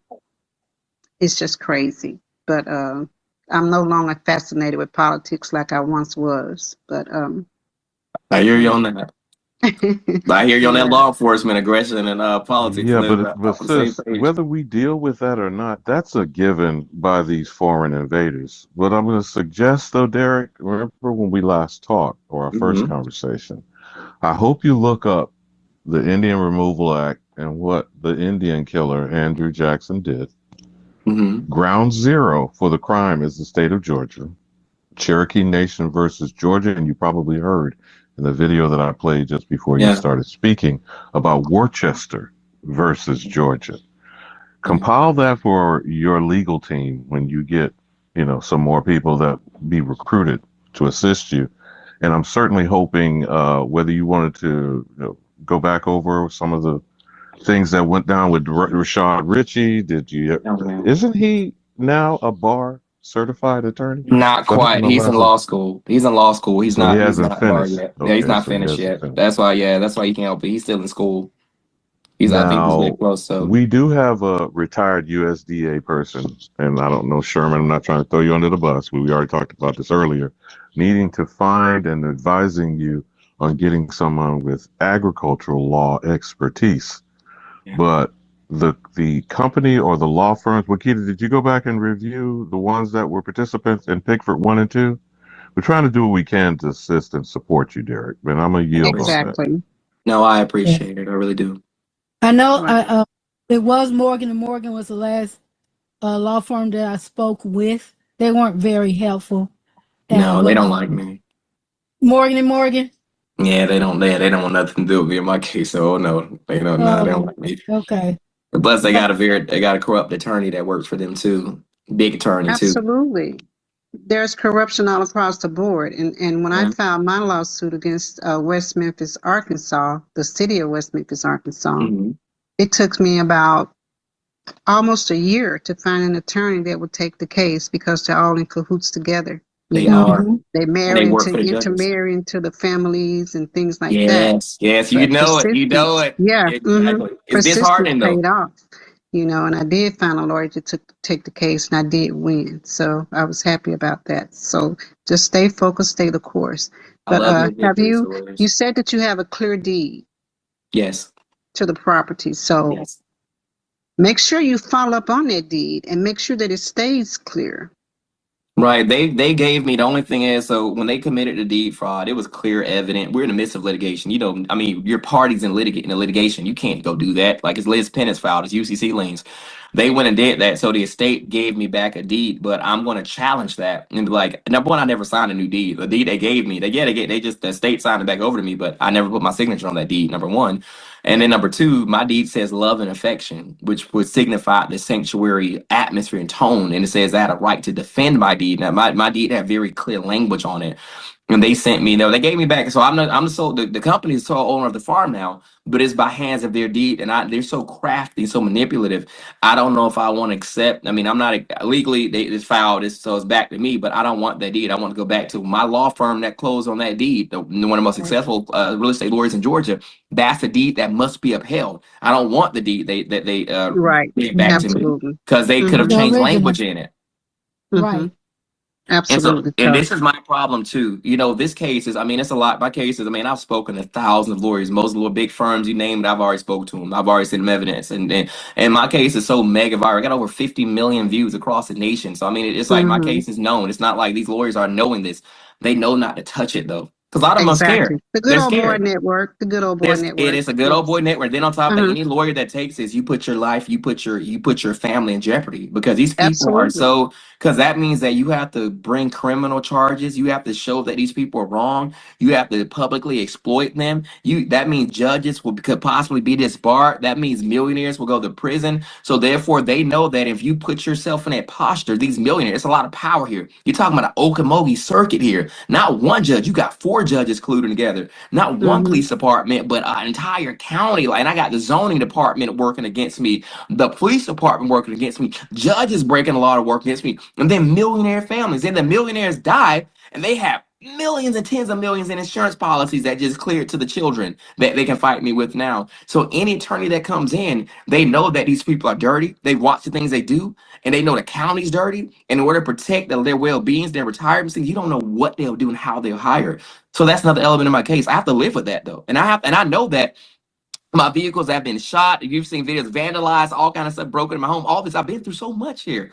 But I know, and Mm-hmm. I'm finally, I thought 5 years later, and I'm losing statute. There's statutes and all this stuff. And they know I'm running statutes. And I've been illegal, and even though the case is cut and dry, it's not the fact, so now and then they're smearing me in the media. Well, if he has to be a liar, he has to be this, because how can they do this if this is this, despite raw, unadulterated evidence? These are public records. These Right. cases are public records. So I can't hide public record from you guys. Correct. And this millionaire family has produced nothing but crimes. But yet we still find defense for them. And so the lawyers that Mm-hmm. see it, they'll admit, there's lawyers that call me and say, listen, man, I get it. It's a lot going on here. But my firm, man, we can't handle this. This is not something Mm-hmm. we don't get involved. So bottom Yep. line is now I have no choice now but to become, I had to become a justice advocate. I had to become all these things. I had to fight for my case, man. I've been threatened, man, all this stuff, man. It's law enforcement, done arrest me, they done threat, man, they done so much stuff to me. But once they took my animals from me, you took my home, okay, but you took my animals from me, they failed to realize that was the only thing that was protecting them. Because at the end of the day, when you took my animals, all I got left is righteous anger. I ain't got nothing left. You broke my soul. You broke my heart. You broke my dream. And because you turned my dream into a nightmare, now I got nothing but righteous anger left, and I'm coming for every last one of them. That means I will learn. I've had to grow. I had to evolve as a human. That means I had to go get in these books. What is a writ of mandamus? What are these things? What is a color of law complaint? What are federal Mm-hmm. charges that you bring against a judge? How do you overcome qualified immunity? So I spent years understanding and trying to learn that for the day that I hope would never come. That I have to stand on my own 2 feet in that courtroom against all of them. But nevertheless, because the world is so corrupt and they're so powerful, then I'm going to stand on my own. Next month, I'll be in litigation phase. I'll be prepping a color of law complaint. I'll be prepping suits against them, but I'm going to try to be strategic as I can with them. So they think that I'm going to file this big complaint that's going to be frivolous and all this stuff like that. They're going to hire the biggest attorney, and or the county is going to pay for the most biggest attorney. I'm not giving them that opportunity. I'll be filing suit individually against every individual involved with different case Mm-hmm. numbers. So therefore, you guys cannot collude. You are not allowed to speak to each other. You are not allowed to help each other. You are not allowed to share attorneys. So I'm going to make sure it's going to be a lot, but I have no choice but to do this. And a lot of people are Right. watching me. And then because to preserve my rights, I'll be filing a lawsuit, a federal lawsuit against every party that's done something. That's 20 parties. We'll have 20 different case numbers. And I'll stop them from colluding that way. And they all have to get an attorney. A federal attorney is like 40 to 60 grand off the rip retainer. In a case like Yeah. this right here, involving millions and multi-million dollar estates and corporate law breaches, there's going to be a lot. And I'm asking God to give me the wisdom. I've cried out for help for years. Nobody came. I cried out for help, like and I missed so many statutes. There's certain, like, you have to file a letter of antelitum with the county. Anytime you're trying to hold the county accountable for misconduct, that has to be Right. filed within 1 year. I'm just running statutes. When that police department came and arrested me for him hitting himself, face planted me. I had to go to the hospital. I was in the hospital, and then I had to go. I had injuries for months. I had to go to physical therapy. I was on strong prescriptions. Then I had to go to jail. They ripped my shoulders, even though I was already injured from the last assault. They ripped my shoulders into those cuffs and thought it was funny. And ripped my rotator cuff and all that stuff with the injuries that I had. It injured me more. They laughed at it, man. I have nightmares. I can see their faces. I don't. It's been 5 years. I have not slept in a bed consistently for 5 years. People say that's You've crazy. been traumatized, brother. I You've sleep been on the floor. traumatized. I sleep. Yeah. Granted, I have a Stearns and Foster Golden Elegance bed at the property that I have now. But I've said I'm going to stay, but only to help my mental health. I sleep on the floor with a pallet like a nomadic person for years now because it keeps me. People may say it's crazy, but it helps. My animals are not in their home. My animal family's been ripped apart. My staff that I had to let go, and we lost everything. And I keep. That's the way I keep my connection to them. I grieve with my animal family. They're in small. The zoos have them in smaller enclosures, and I would provide for them. Some of the animals were slaughtered, killed, stolen across state lines. And over the years, I could not sleep peacefully. Plus, I got so many nightmares. So many nightmares. For years, I've slept on the floor consistently Right. for 5 years until I get back to my bed in my home. So it's incentive to keep on fighting and bring my animal family back to our home. So unfortunately, that's where the case lies. And next month I'll be preparing for litigation. I've spoken to so many attorneys, and they're shady, or they come in for the clout. They want the clout. They're not going to work. They're going to collude. They're looking for an opportunity because they know they're going to be offered something if they take it and get out of it, or if they come and Right. frame me. They offered attorneys. I have discerned them from the rip. The very few that want to get involved, I can tell they weren't here for the right, and they were hesitant, and then they want to speak to, obviously want to speak to other parties and stuff like that, but it was out of context and things. I discern a lot. Man, these attorneys are crooked and horrible and Absolutely. evil. They all work together. But you are definitely doing the things that I was going to Be suggest. presumptuous, Chief Ted. Could Yes. Coosa Nation provide some support if he joins as a member? They likely could, but I will see if he can present his case before them and explain to them what's going on. We do have the Council of Nine. Justice of Nine, yeah, and meet before them and present the case and move forward.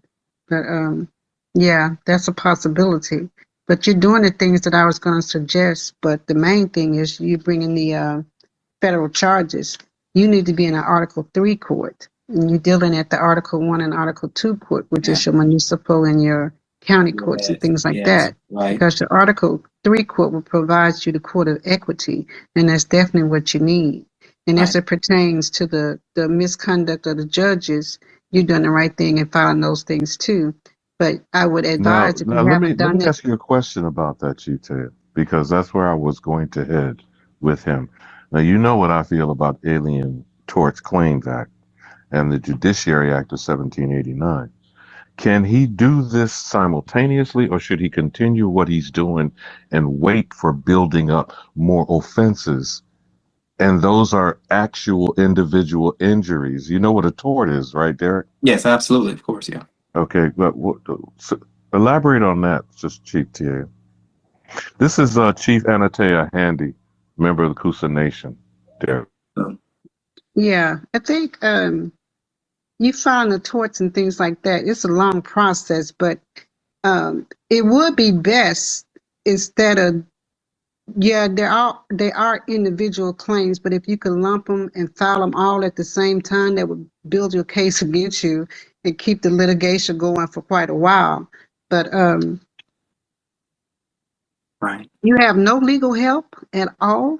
So I have a local civil defense attorney that works in the two counties over. So, and I believe, I believe that she may have been compromised for quite some time now, but she's all I got. I don't have anybody else, and she's the only one that was bold enough to take the case. And I can't even pay her as much as I used to anymore. And she does meet with these people. She's mad. I mean, we haven't spoken in quite. I just saw she filed today a leave. She's leaving. She's filed a leave of absence for a while, but we haven't spoke because when I posted that video of that police officer in my house kicking me out of my house, she got furious because she said it wasn't the fact of the video. She said that the police department called her and I'm said to sure. stop me, that you have to stop me, that she has to stop me from the general public has been calling the police department and getting on them about what they're doing to me. And the body cam, they're saying that this is ridiculous what y'all are doing. And so she said that I need to stop. And I told her, I said, ma'am, I said, with all due respect, I don't care. When I was in that jail cell, and they face planted me to the ground and ripped my shoulder, ripped my muscles, ripped my already hurt or injured shoulders back into the handcuffs, and threatened me and took me off my land and face planted me on my concrete porch and all this stuff like that and threatened me. No, I don't have remorse for Mm-hmm. that. These people are acting in their First Amendment right. They have a right to inquire for me. They have a right to do that. That's my support. My attorney looked at me. Mm-hmm. She's never yelled at me before. She's never turned up on me. First time she's ever done it. And she said, I don't defend bullies. Wow. And she walked away. Mm. We haven't spoken since then, but I know she's worked. I know that I trust her because I have no choice but to.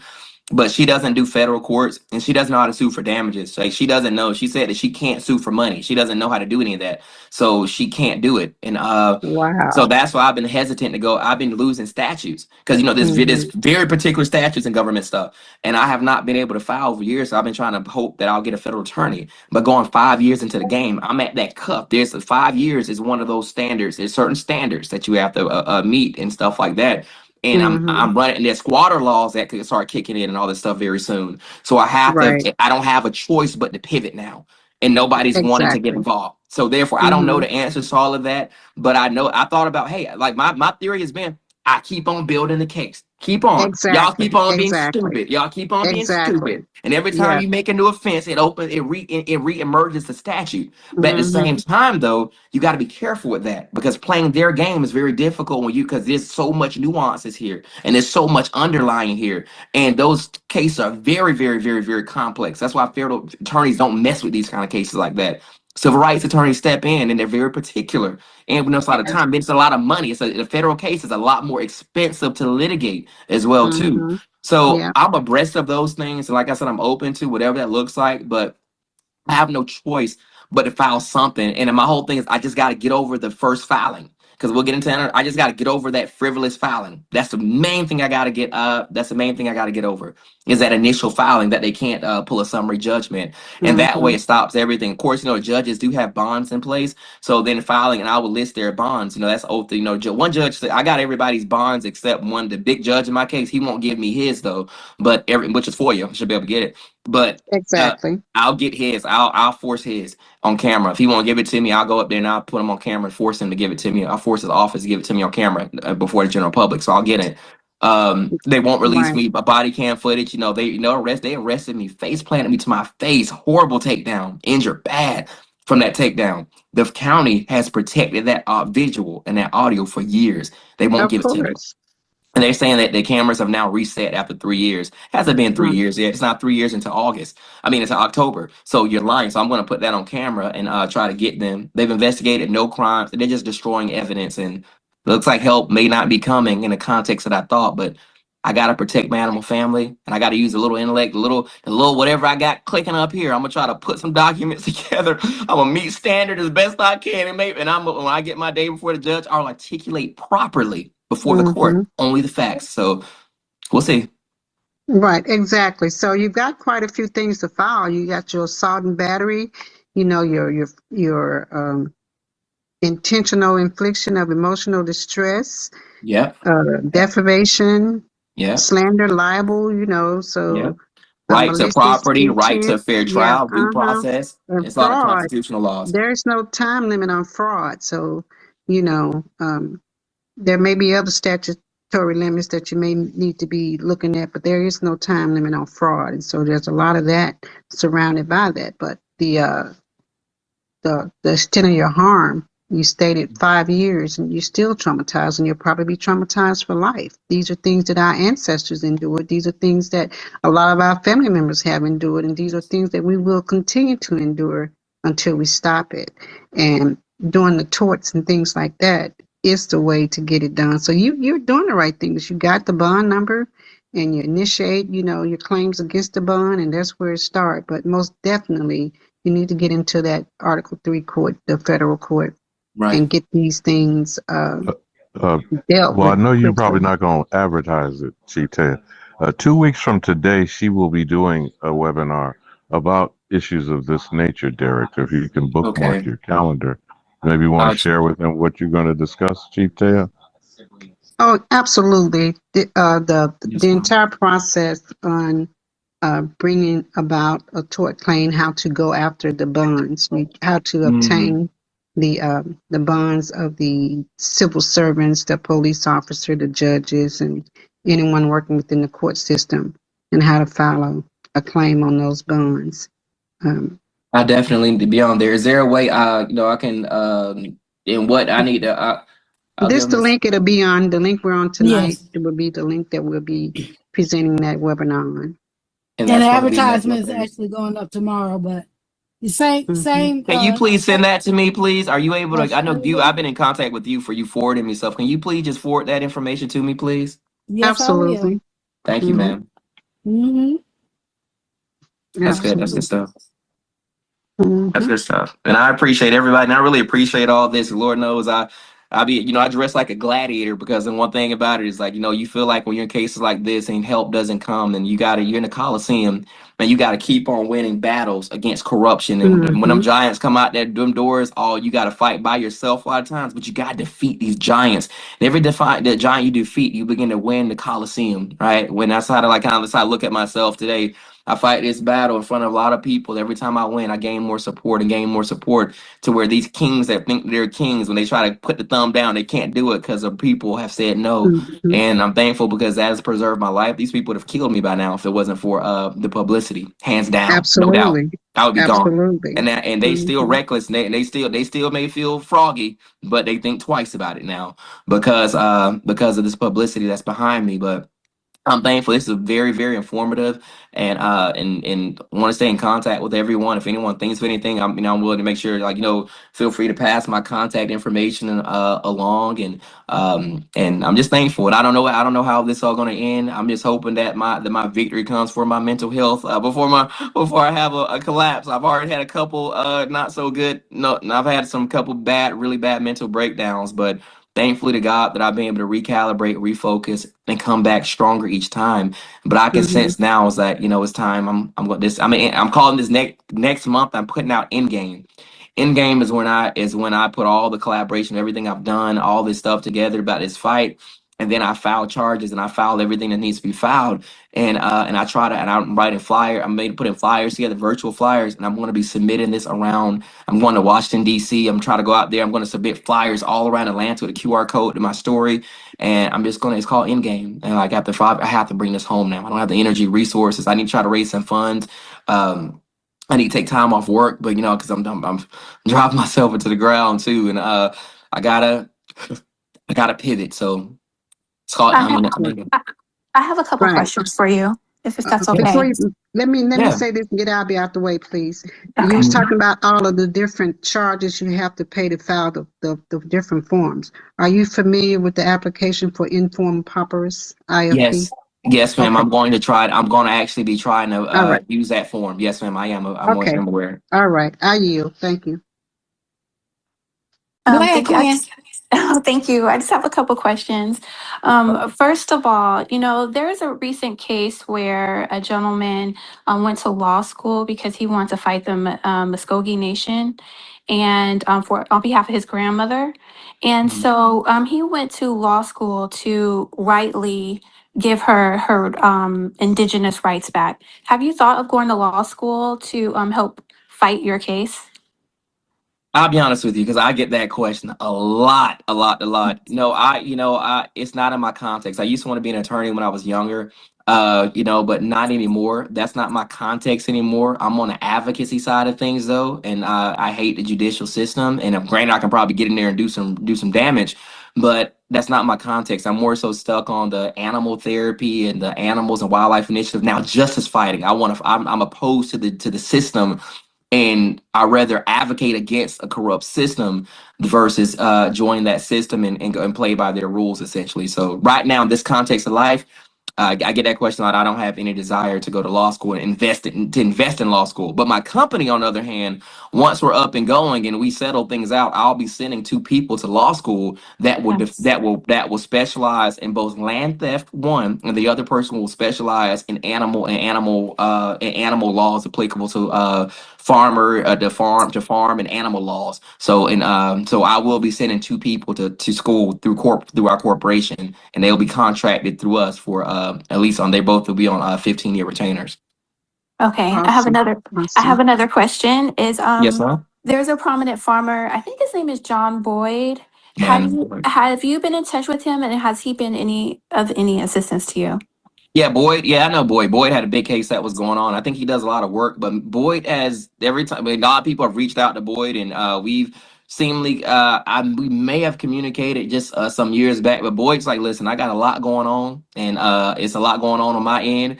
I'm just happy to be out of the fight myself, and I know I'm getting involved in little things like that I have going on. But ultimately, this is he's like. He's many people have reached out to him and told him and tried to set meetings up for me with him, but he's been very conservative on his input with me.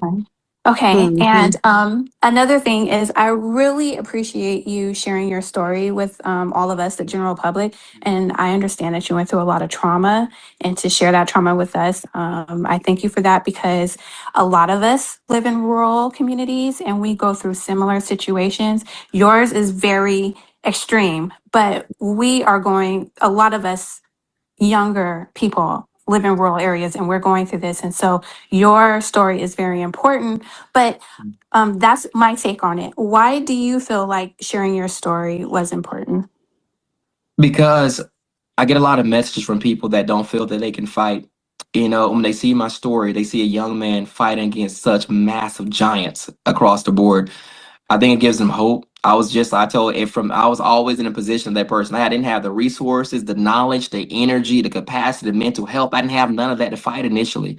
It grew with my heart to fight and being encouraged. And sometimes I encourage myself. So now my story is important. I share my story because number one, I've been able to document better than most about what's happening to them. And I want them to see their story in me.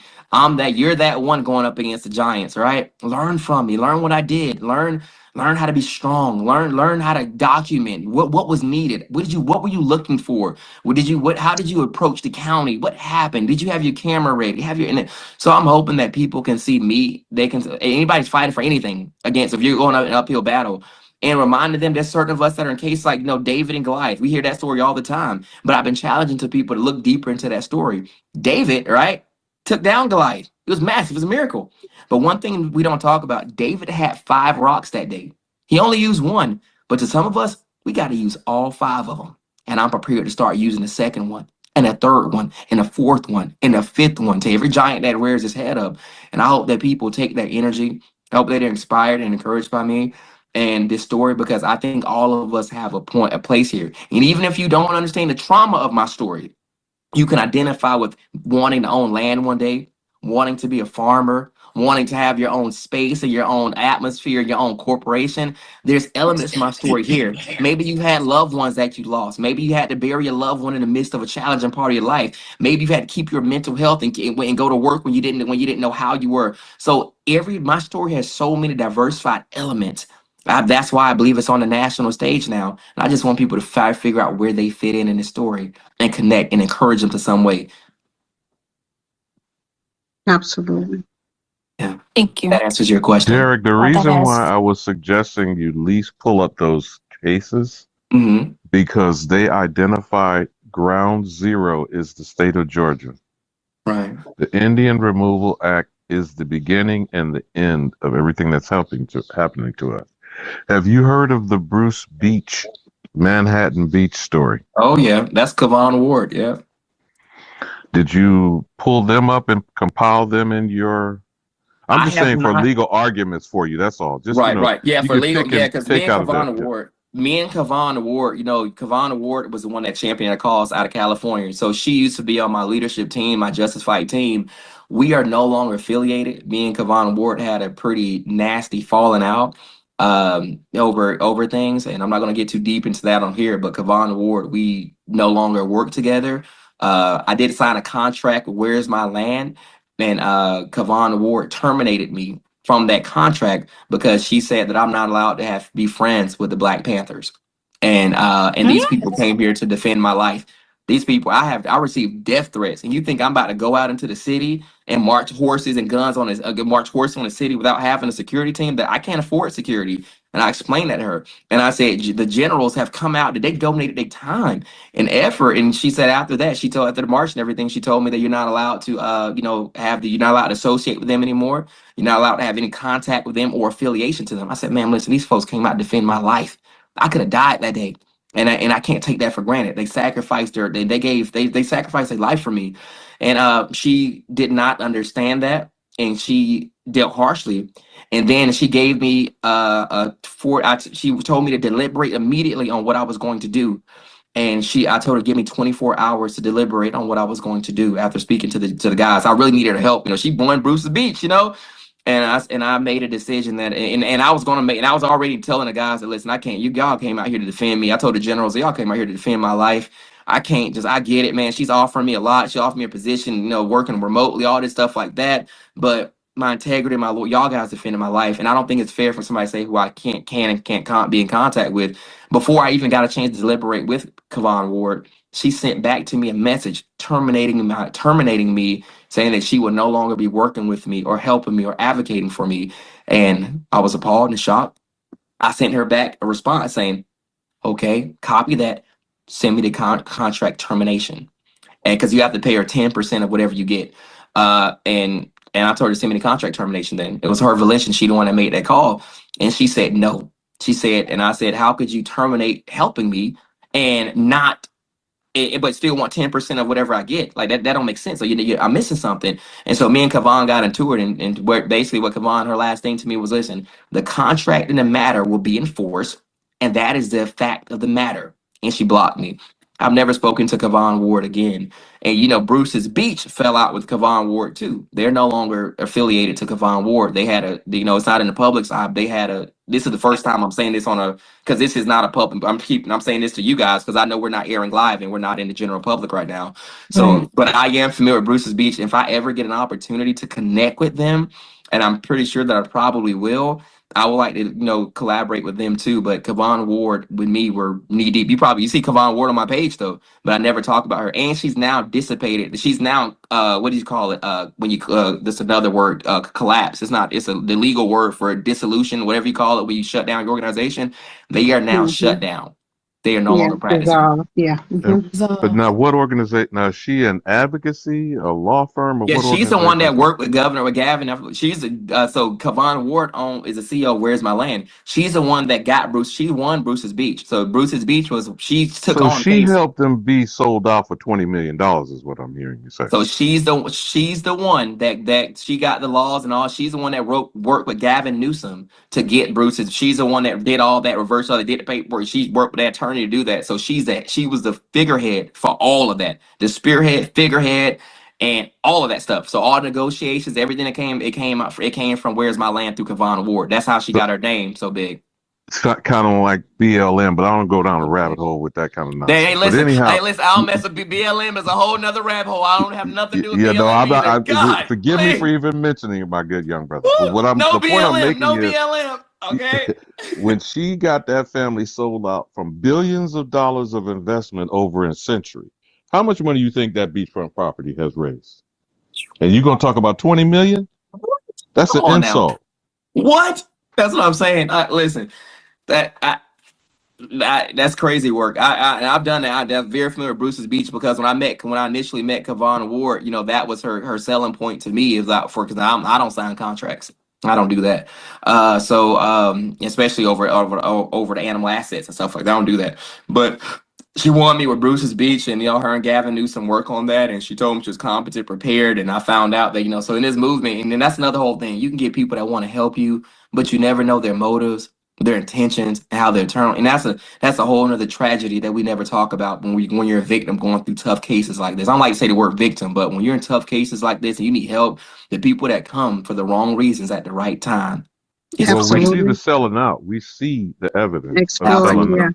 But It one hurts, last thing before I Yeah. mute again. One last thing is Mhm. landback.org. What's your understanding about them? Now, this is the Native American spin, and I'm going to hand the baton to Chief Taya on whether or not there's a Landback.org. collaboration efforts. You know that black-brown nonsense, Chief Taya? But go ahead, sis. I'm sorry, what did you say, brother? You said land back. Landback.org. I'm just wondering if he was aware of it and the Native American land claims they trying to throw out to undermine us. What I said, you didn't come on with the video, but I think I've told you about that video where they're now saying that black folks can claim their land. Right, right, I right, shared that right. video Yeah. earlier I before you think got on we the went call. through that on the Sunday call. Yeah. Now, I was just wondering what he felt about if he was aware of landback.org. I'm and not the Native abreast. American movement. I'm not abreast. Okay, I got one question for you. One more.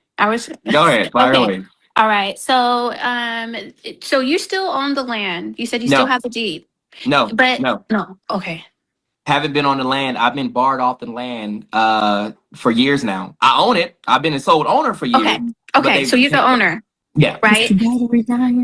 But the people are in your home. Am I correct? Yes, that is correct. Okay. Have you are you charging them rent? I've tried. The courts aren't allowing me to do anything. I've tried eviction, everything. The courts aren't allowing anything. So you can't just send them a letter say as of March 1st, the rent will now be $5,000. And And retroactive and compounded interest. But go ahead, baby girl. Come on, cook. well, She cooking. Right. No, I'm just saying, Absolutely. just send them a letter, a standard letter, everyone gets their rent increased. And so why can't you just say, as of this date, you now owe me, $5,000 a month and, move on from there. I think Yeah. earlier on we've tried with the attorneys, we tried to do that, but they've rebutted that because they've said that I don't have the right to do it based off the litigation involved and things like that, and it freezes that. And granted, there's Liz Pennis, but Liz Pennis is for the sale. But my attorneys advised that we couldn't do that. It was a legality to why, and I can't enforce, and I'm not allowed to enforce any of those things out there. I would file it anyway. Yeah, that's what I Hey, would say. listen, That's what that's I good would say. stuff. I'm about to do it anyway because what I was going to do is Absolutely. I was going to charge them. So how I was going to navigate that ultimately was put that inside of my legal filings against them because the corporation has been barred from not only being able to corporately practice, but the CEO and founder and the corporation cannot operate, and no one from the corporation can operate on that land. So I was going to charge the corporation was going to charge them day by day on a maintenance lien. So I have UCC liens in place, and I'm going to address that in my UCC maintenance liens that I've already have filed in the county. But you're right, it's being a little bit different, a little bit more direct with it might be good too. You could just do a simple 30-day notice that as of in 30 days from now, whatever day you write this letter, your new rent or the rent will now be X, Y, and Z.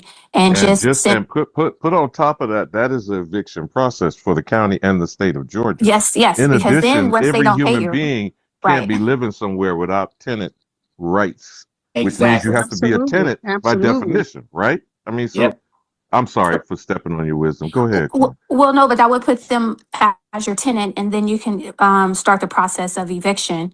So The and judge use kicked that this. out. The judge said that I've tried to evict the county. So this is a big element. I'm glad you brought this up. So in my case, it's not about the law here. Okay, the judges have vowed to break constitutional law. That's why no lawyer wants it, because the law says one thing, and the judge go on record and say no, and Well, no one that's a has the power to violation right make it. there. That's a It is. direct violation. They don't So care. That's the thing. I haven't been able to get anyone to make them do it. Like, for example, an eviction. We file eviction. We have Superior Court ruling. The judge says, no, doesn't matter. I mean, we have a venue. By law, a stalker is supposed to be tried in the county that they are in. And the judge kicked me out of my home over 8 months ago. And that you only, it has to be 6 months or more. The judge very, very clearly, although I may not have the jurisdiction in the matter, I have authority to rule on things alike. I'm denying the move. So whatever it is, they have to keep everything in their jurisdiction. They can't let it go out. So and when they rule, we can't make them question. unrule. Like, I haven't had this high power Ben Crump to come and say, listen, we're going right here to the third circuit and all this. No, I haven't had that yet. So I have to take it there. But until I take it there, it's all their jurisdiction, their power, and they hold full authority. So any motion, I filed all kind of stuff over the years. They deny it. They deny it. They say no. They say no. They dismiss it because they're holding sole authority and power over everything Right. in that county. Yeah, but they're not. There's an abuse of power because they cannot go against the Constitution. I don't care what judge, where they Right. at, or how they sit, or how Dr. mighty they Phil, think they are. Yeah, you're right. I absolutely. agree. I agree. But the But ramifications to get it out, to get into the place of accountability, that's the hard part for me because no lawyer want to go into the federal you're, court. I know So you got to file them in the Article 3 court, the court of equity, because that's the you're only right. way you're going to get your That's rights the only where way. you That's the only belong. way. And Yeah. the second thing is, did you say that you have a ministry of Mhm. or a 501c3? So I have both. The corporation, Okay.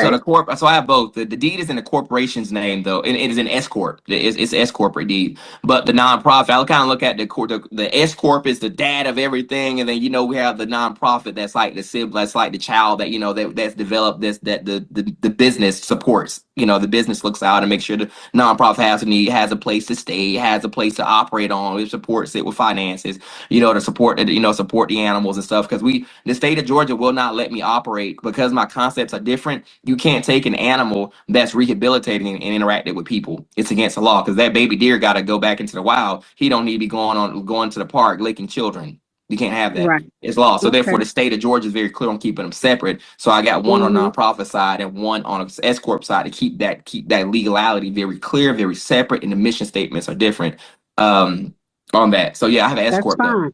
As long as you have a ministry established within Absolutely. the state and Yes. the county, or however Yep. you file those, the Yep. state, county cannot have no interference with the ministry. None whatsoever. They already So have the now, judge. Chief, see, now, No, Chief, that's hold on, Chief. You done gas me up now, Chief. Okay. So again, I'm going to reiterate to you, Mhm. my good young brother. Yes, sir. Cherokee Nation versus the state of Georgia. Right. I'm going to hand it back to you, Chief Taylor. Under that ruling, the sovereignty of the Cherokee Nation, which was ignored and rejected by the Indian killer, Andrew Jackson, because again, the mythological tale is he told the Chief Justice of the Supreme Court, I'd like to see you step down off that bench and enforce it. That's what you're dealing with these corrupt people. Yes. Good young brother. Yes. Yes, But you're right. the point is it still has to be put in federal jurisdiction Yes. because Yes. this is entities separate and apart from each other. So your sovereignty, not just as an individual, your sovereignty as an American Indian, a Lumbee descendant, etc. You're going to have to start understanding how to you got to compose it and compile it, young brother. You see You're what I'm right. saying? I agree with you So 100%. that's why I keep stressing, get those 2 Supreme Court rulings because Georgia is ground zero for Indian removal. Can And you help me get those? are being removed as we speak in the 21st century. Exactly. Are you able or are you able to try to get those to me? I wrote down the Indian Removal Act in All you Cherokee gotta do, versus all State of right, now Georgia. see, I'm finna gas up my adopted daughter. Quinn, would you guide him through Justia and looking up those cases? I will look them up and I'll send them to you, Alabama, and you can send it over to them. Hey, thank you so much. I appreciate that. And something too, the Judicial Qualification Commission, which is the judges board. The reason they feel so empowered is because we know the Judicial Qualification Commission is the body that holds judges for over judges' misconduct, right? I've reached out to them and sent them volumes of information and video evidence of misconduct. The director herself reached back out to me because this is the oldest circuit in Georgia we're dealing with, right? The director of all the judge misconduct over a state reached out. and said, hey, I don't see anything here. I'm closing your case. And I was like, wait, hold on. You didn't allow my case to go before the panel? You made that decision? And she said, yeah, I made that decision. I said, and why is that? She said, they're just all going to agree with me. I said, ma'am, listen, the whole point of the process of a panel is for the diversification of people understanding from different perspectives, backgrounds, and however I articulated to her. And she said, yeah, they're just going to agree with me on it. And I said, no, listen, that needs to go before the panel. It needs to go before the panel. And she said, she was mad about it. She said, okay, fine. And she said, they go before the panel. They're just going to agree with me, but okay. Now, Derek, I know you've heard this phrase. You just described, I'm white and I say so. Yeah, I know. Yeah, I already know. Yeah, exactly. And I've been seeing all that in real time. So she did it. She came back that same day. There wasn't no turnaround. If I'm correct, it was the same evening. I talked to her that morning we talked via email that morning. She came back that evening and said, listen, I put it before the board. And as I say it, they would agree to me. She said, don't message my personal work email no more. You go back to the general state mailbox. Last time I heard from Dr. Bill. So the corruption runs deep. They know that they're protected by the judicial board as well too. So that's why, like you said, like my sister said earlier, it's going to be the federal court. But we know the federal court is a little. You know, if you're not familiar on that atmospheric tone or that legal tone, it's a little different than filing in the magistrate in the state a little bit. You know, so you gotta. It's a little bit different. That's why attorneys don't touch it. But I know that that's where my next step. That's all I got left now. Oh, I just want to say one thing. I just want to circle back to this rent thing. Yeah. Okay. So I talk all the time with Alabama and Sister Wakita about mitigation.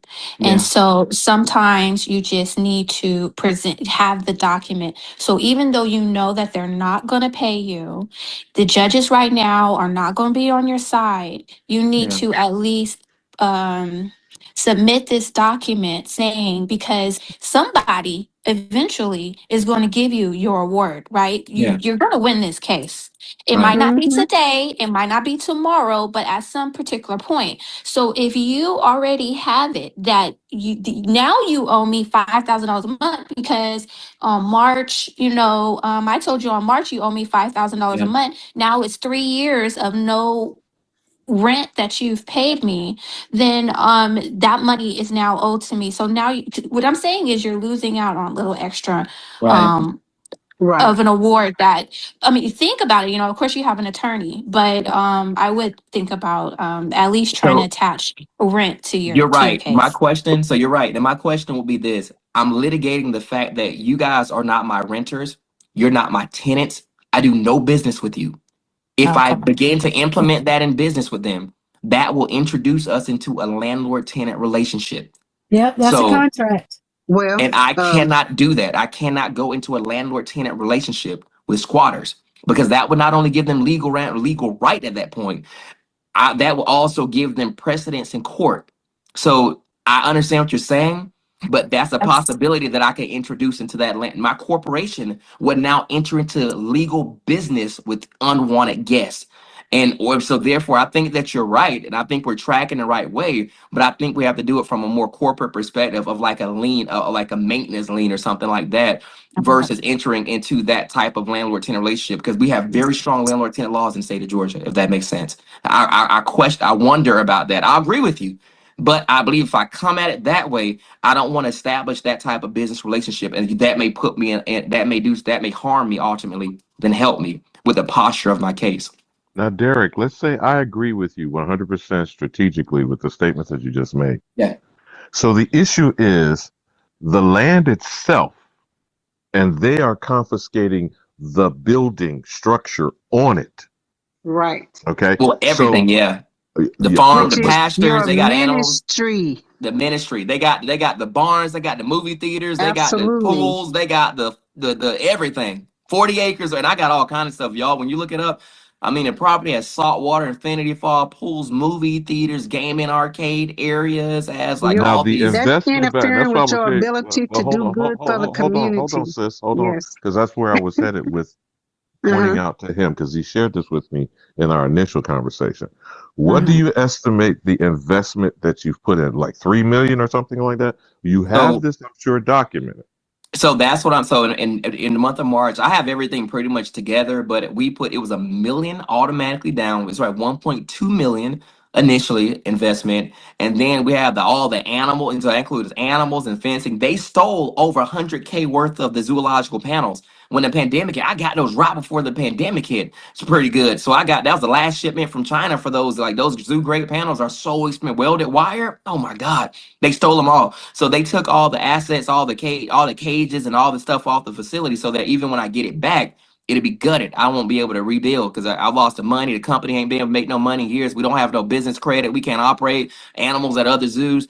So they're setting me up for a failure even upon return. So they'll try to take it from me in foreclosure or something like that. Too is what they're trying. No, I Is their got you, plan B? Derek, but hear what I'm saying. I could be in error, but just No, yeah, I'm listening. walk Let me with me follow for a you. Let me minute. follow you. I Walk with got me you. for a second, I okay? got you. So all of the investment, all of those material things that you Yeah. have itemized out comes to a total amount. I'm Sorry. going to say, just for the sake of discussion, it's $3 Yeah. million. Okay. Now, Yeah. if this was a bank situation and it was Yeah. loaned to you and you had to pay it back to the bank, what would you say it would be? A percent? Let's just say a penny. 1% interest daily compounded. You feel me? Right. I'm on the same page as From you. the I have date of it. the incident, when you were So removed from operating as a corporate entity. Again, I could be totally off base, no, my you're young right. brother. No, I brother, don't you're play a tracking. lawyer on TV. Yeah, but brother, you're But do tracking you because that's a maintenance lien. My corporation, when I file lawsuits, my corporation has maintenance liens in place. That means that it's already filed in the court in the county record. The UCC liens and stuff. In order to file a federal lien on a property, you must be able to articulate what that lien is for, and that lien is contingent on the people that work on the property, with the animals that are there on the property, the day-to-day cover maintenance of the property, all those things. So pretty much what you're articulating is the maintenance lien. So I have, according to my maintenance lien, it comes up to around about, like, I think it's like $987 a day or something like that. Then it's time, and then there's other elements involved in that too. But I have that paperwork. The math has already No, been done I and already want you been to filed. stay on that, Derek, but follow the point I'm making. Okay, maybe I'm The missing it. I got total you. is I got you. no. Stay. This is a both ends, not either or. You feel me? I'm Okay. just trying to get you to think on a larger issue. Mm-hmm. Put that total amount, which is basically confiscated from the S corp, Right. with a compounded interest date. Because if this was a bank, that's how it would be, right? Absolutely. Absolutely. Whatever the amount is would have, and this is for you to determine because this is your Right. corporate investment. Absolutely. I'm saying, just for the sake of argument, 1% compounded daily over the entire period of time. Absolutely. With Brother, I'm on the that same page maintenance with you. lien, I mean, I don't know. Talk to an accountant, but you feel what I I'm think it saying, bro? has 18% interest. I think we put 18% interest on the 18% compounded interest or something. We have it written up. What you're saying, I have it in place already. I know what you're talking about. Like, I think I'm on the same page with you, brother. But we do have that maintenance in place with interest on it. So every day that my company is obstructed, I'm charging the corporation. It's saying, because you're obstructing corporate business, now you've entered into default business with my company for obstruction. So therefore, you will pay according to this itemized list, animal by animal by animal, by pasture, by barn, by this, and you will pay this every day on a maintenance lien. And if it's not paid by this said date on the cycle, then you will pay an 18% compounded interest on said asset or on said arrangement by You cooking default with of the Pam, young blood. I'm just saying, hit them where it hurts. You're right. So Absolutely. finances, And man. You're right. that's what's going to make them stop. And also, he did indicate, you did indicate the obstruction of your business, but I would like for you to keep referring to that as ministry. Right. Ministry is a higher structure than any business. Yes, Because you're it's right. not regulated by state, it's regulated by God. Yes. You know, so My that's the company's highest. faith-based. It's ministry. You hear me say Absolutely. ministry a lot of times. I use the Right, terms right. I'm just saying, interchangeably. stick with that instead of structure or Yeah. business or corporate. It's a ministry. And Right. And along those they're lines, you're impeding. going to have to continue to put the narrative out on what those animals offer as a palliative effect. And a palliative is now talking medical. As a palliative effect, the mental health issues, the circumstance that you do with those particular children and whatnot, autism, cancer, you know what I'm saying? Man, No, absolutely. compound. This is a compounding in another way. In other words, Absolutely. this is what's That's what being I'm saying. deprived from the Yeah, community and from the nation, because I'm sure you have people traveling there to get absolutely. benefits for this. But I'm sorry, As go ahead, well as you sis. traveling. Yeah. Yeah. Did a lot of training at a So lot of zoos and stuff too. Yeah. absolutely. So that $987 a day is not nearly enough. And I know that does not include your operational expenses, your No. food for your animals, and all of that. So, Yep. and then the salary that you, the staff that you had, that's not Yep. included, that you Yes. lost. So, You're right. No, y'all are hitting don't it. undersell yourself because you've been greatly damaged and you need to be greatly compensated accordingly. And I go, and that's the thing. That's why this month y'all are hitting. I love y'all. Y'all hitting everything on the head. So going into March, so it's been some years of all this and some stuff I did years back. So next month, that's what next month is about. Going into March, it's about getting in that mode, going over these maintenance lanes, implementing these strategies, going back and making sure that the numbers, I make sure that my numbers are correct. Going back to see what I filed in the county on liens and stuff. Then because maybe I have to put an amendment. Like there's amendments that got to happen. Now we went over 3-year mark. We're in the 5-year mark. So now the companies now need to Absolutely. restructure. So now we're Absolutely. going to do punitive. Now it needs to, so from the, I don't know the I have to go look up the civil side of it, but punitive and the compensatory damages kind of thing from a corporate perspective of of challenging those that are breaking that are obstructing the company. And I'm going to put the Mm-hmm. county involved, and I'll list the county. If the county has felt that the county's the ones that's saying that you can't be there elite. Like the county is the ones that's saying that's breaking the law, saying, listen, you can't be there. On what Mm-hmm. grounds? We said so. Right. Okay, give me some more, So Mm-hmm. that's, but like I said, it's all really good stuff, and it's like, man, it's a lot. I'm not gonna lie, so it's a lot. That's why I'm gonna take a month of just trying to do the best I can to play lawyer. So, and I'm thankful for conversations like this. I took a lot of notes in this right here too. A lot of stuff I was not tracking on. I love the young lady that talked about the red that circled me back. It says I need to really look at that from the corporate side of things on the maintenance, like without having to come into that contractual agreement. There's a lot of stuff I need to look at, and that's why I'm thankful I'm having this conversation, because next month Right. that's all the headspace I'm in. I'm not going to be worried about, trying to put content out, keep things going on, judge it. I'm worried about, listen, how do I start filing something now? And that's going to be my focus. Right. And so I'm going to speak to Coosa Nation on your behalf. And Thank you. do you have a number that you can Yes, provide yes. So where everybody, I believe what Miss Wakita, I think has That's Miss me. Wakita. Yep. So I Miss have it. Wakita I have has the my contact direct cell. information. If you want to okay. drop my number, in the chat, then you're more than welcome to drop my cell phone. That's my direct cell phone number. Okay. You can drop my cell phone number in chat, and everybody on this call, you have my permission to reach out at any time. I work graveyard shifts, so I'm usually and so 6 days a week, I'm pretty much out of pocket, but I from 5:30 to 5:30 the next morning. So 6 o'clock, 6 a.m. the next morning. But I'm up, so you can message me or call me. I can get Put you his back name or and number in the text me. chat. In the red phone. Okay. Well enough. So yeah, so Absolutely. no, that's good. One last thing. I know it's getting late, y'all. This has That's been all a right. dynamic conversation. I hope we Absolutely. Yeah, it's Mm-hmm. been good. have helped you. Can you talk a little bit about the coalition that you want to bring together? Yes, yes, yes, yes. Yes, and other So people.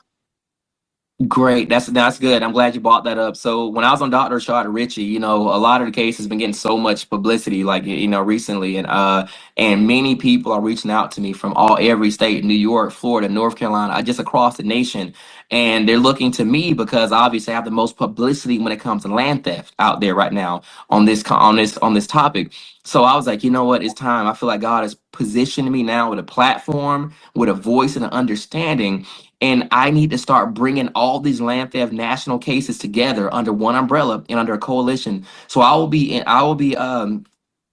be starting a coalition, a land theft advocacy coalition, to where anybody that's experiencing land theft across the nation will be able to join this coalition and and we will become a battering ram to influence legislation, because anyone can go into and file a quick claim title deed. Like, you just go in there and say this you, and they just file it. They don't vet it, they don't check it, they don't look at Secretary of State, they just do it. We have to stop that, because through one little 2-minute search will stop millions in damage. Because when we're talking about properties, we're not not talking about $5. We're usually talking about thousands, tens of thousands to hundreds of thousands to millions. We have to draft legislation around that. And I need to be able to articulate to the nation the different complexities of land theft. You have corporate land theft when you have a lawyer work with a businessman to swipe properties underneath the table. You have the direct fraudsters that have no type of credibility, no real estate experience. They just fraud and signatures. Then you have it's so many different, you got people that's targeting the older people. So we have to develop a coalition to do two things. Number one, encourage everybody going through this hellacious ordeal. Land theft ain't no joke when you losing your land and fighting powers and fighting people and trying to work and trying to pay for stuff and no lawyer wants your case. So we got to encourage each other. Number two, got to influence legislation. I'm going to be putting a board together of about 7 people, right, that are that they have perspective in this, that will be able to give insight. And once I develop the coalition, they can go to my website, helptheark.org, and they can fill out the land theft form. It tells the information when the land theft started, put the information there and all that like that, where I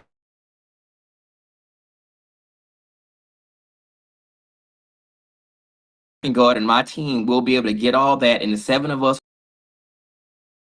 set the standard or set some type of I'm going to see what it look like. I'll be writing up, and we may run it through a DBA that I'm getting ready to put out called Paramount Justice, and we will make that our focus. And so I'm in the process of putting all that together. I hope to have that done by April, and then once I'm done with all the legal files and stuff like that, I'm shifting gears from the case because I'm not going to be talking about the case and stuff anymore. I'm going to be shifting gears in April, and I'll be interviewing those families and posting them on my platform and giving advice and wisdom from this leadership team as a coalition. That's awesome. If that makes sense. So yep. So great. So great. So I definitely know the ancestors are with you, young man. Most definitely. Thank you. Thank you. Mm-hmm. Did you put your GoFundMe link and or Cash App in the chat, please? Absolutely. I sure will. Thank you so much. I put it in here. Let me see. I'll put it in here for us before I get off. I'll go ahead and make sure to put it in, everybody. I'll make sure to put it in before we get off. While he's doing that, does anyone else have any questions for this young man? No, I'm good. I got his phone number, and I will reach out to Cruiser Nation and go from there. And you're going to be hearing from me on a regular basis, sir. I know. We locked in. I got you. I love it. I love it. We locked in. And I know we gonna be in contact. And yes. And I'll just put the instructions if anybody wants to. It's just at helptheark.org. At helptheark. At help. So everybody, thank you. I want to come back and see y'all before putting this in the chat real quick. At Help the Ark. And everybody, if you want to see more into my story, like if you go to my website, helptheark.org, you can see the Hall of Shame wall. That's the faces of all the judges that did this stuff to me. I got their descriptions, their faces there. You can go look at all the videos without having to have social media accounts. You can go look at the court documents with them judges saying crazy stuff. You can look at all the reports. You can look at police reports.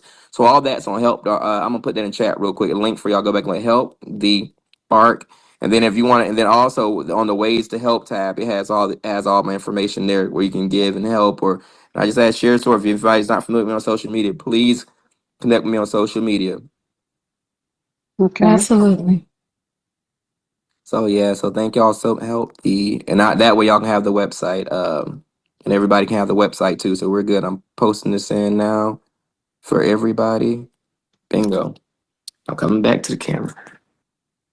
Okay. Trying to find my way to get back into the group. You're there. Oh, y'all can see me? You. Yes. Oh, cool. Well, I can't see. No, I don't know what's going on. I can't see anybody else, but it's all right. As long as y'all can see me, we're good.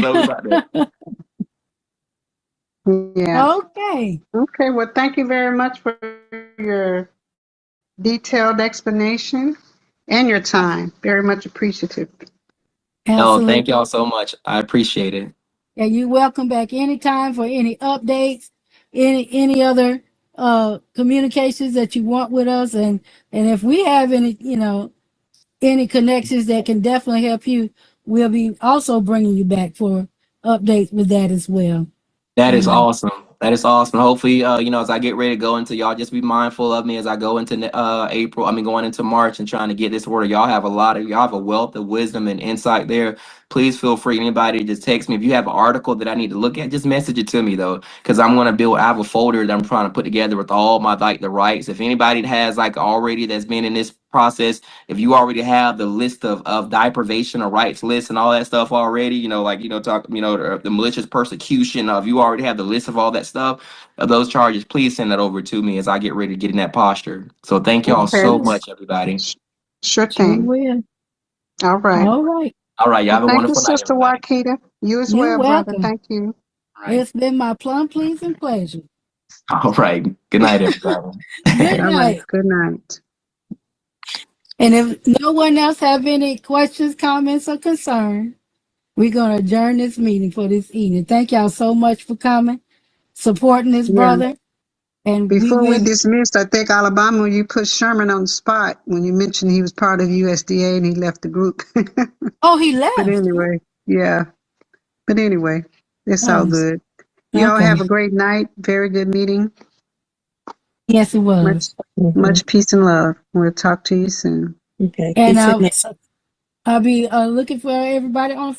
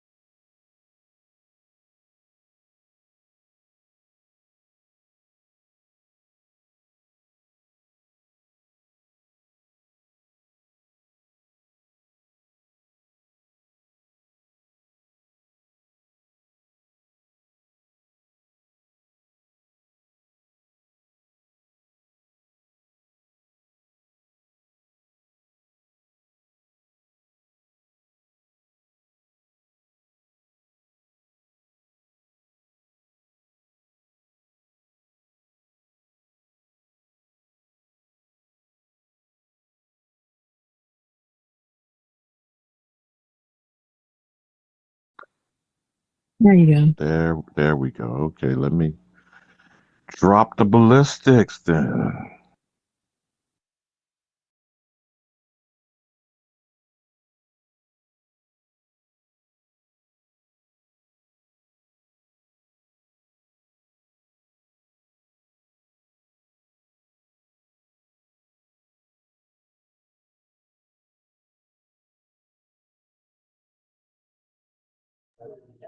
Hey, I want to thank everybody for coming out.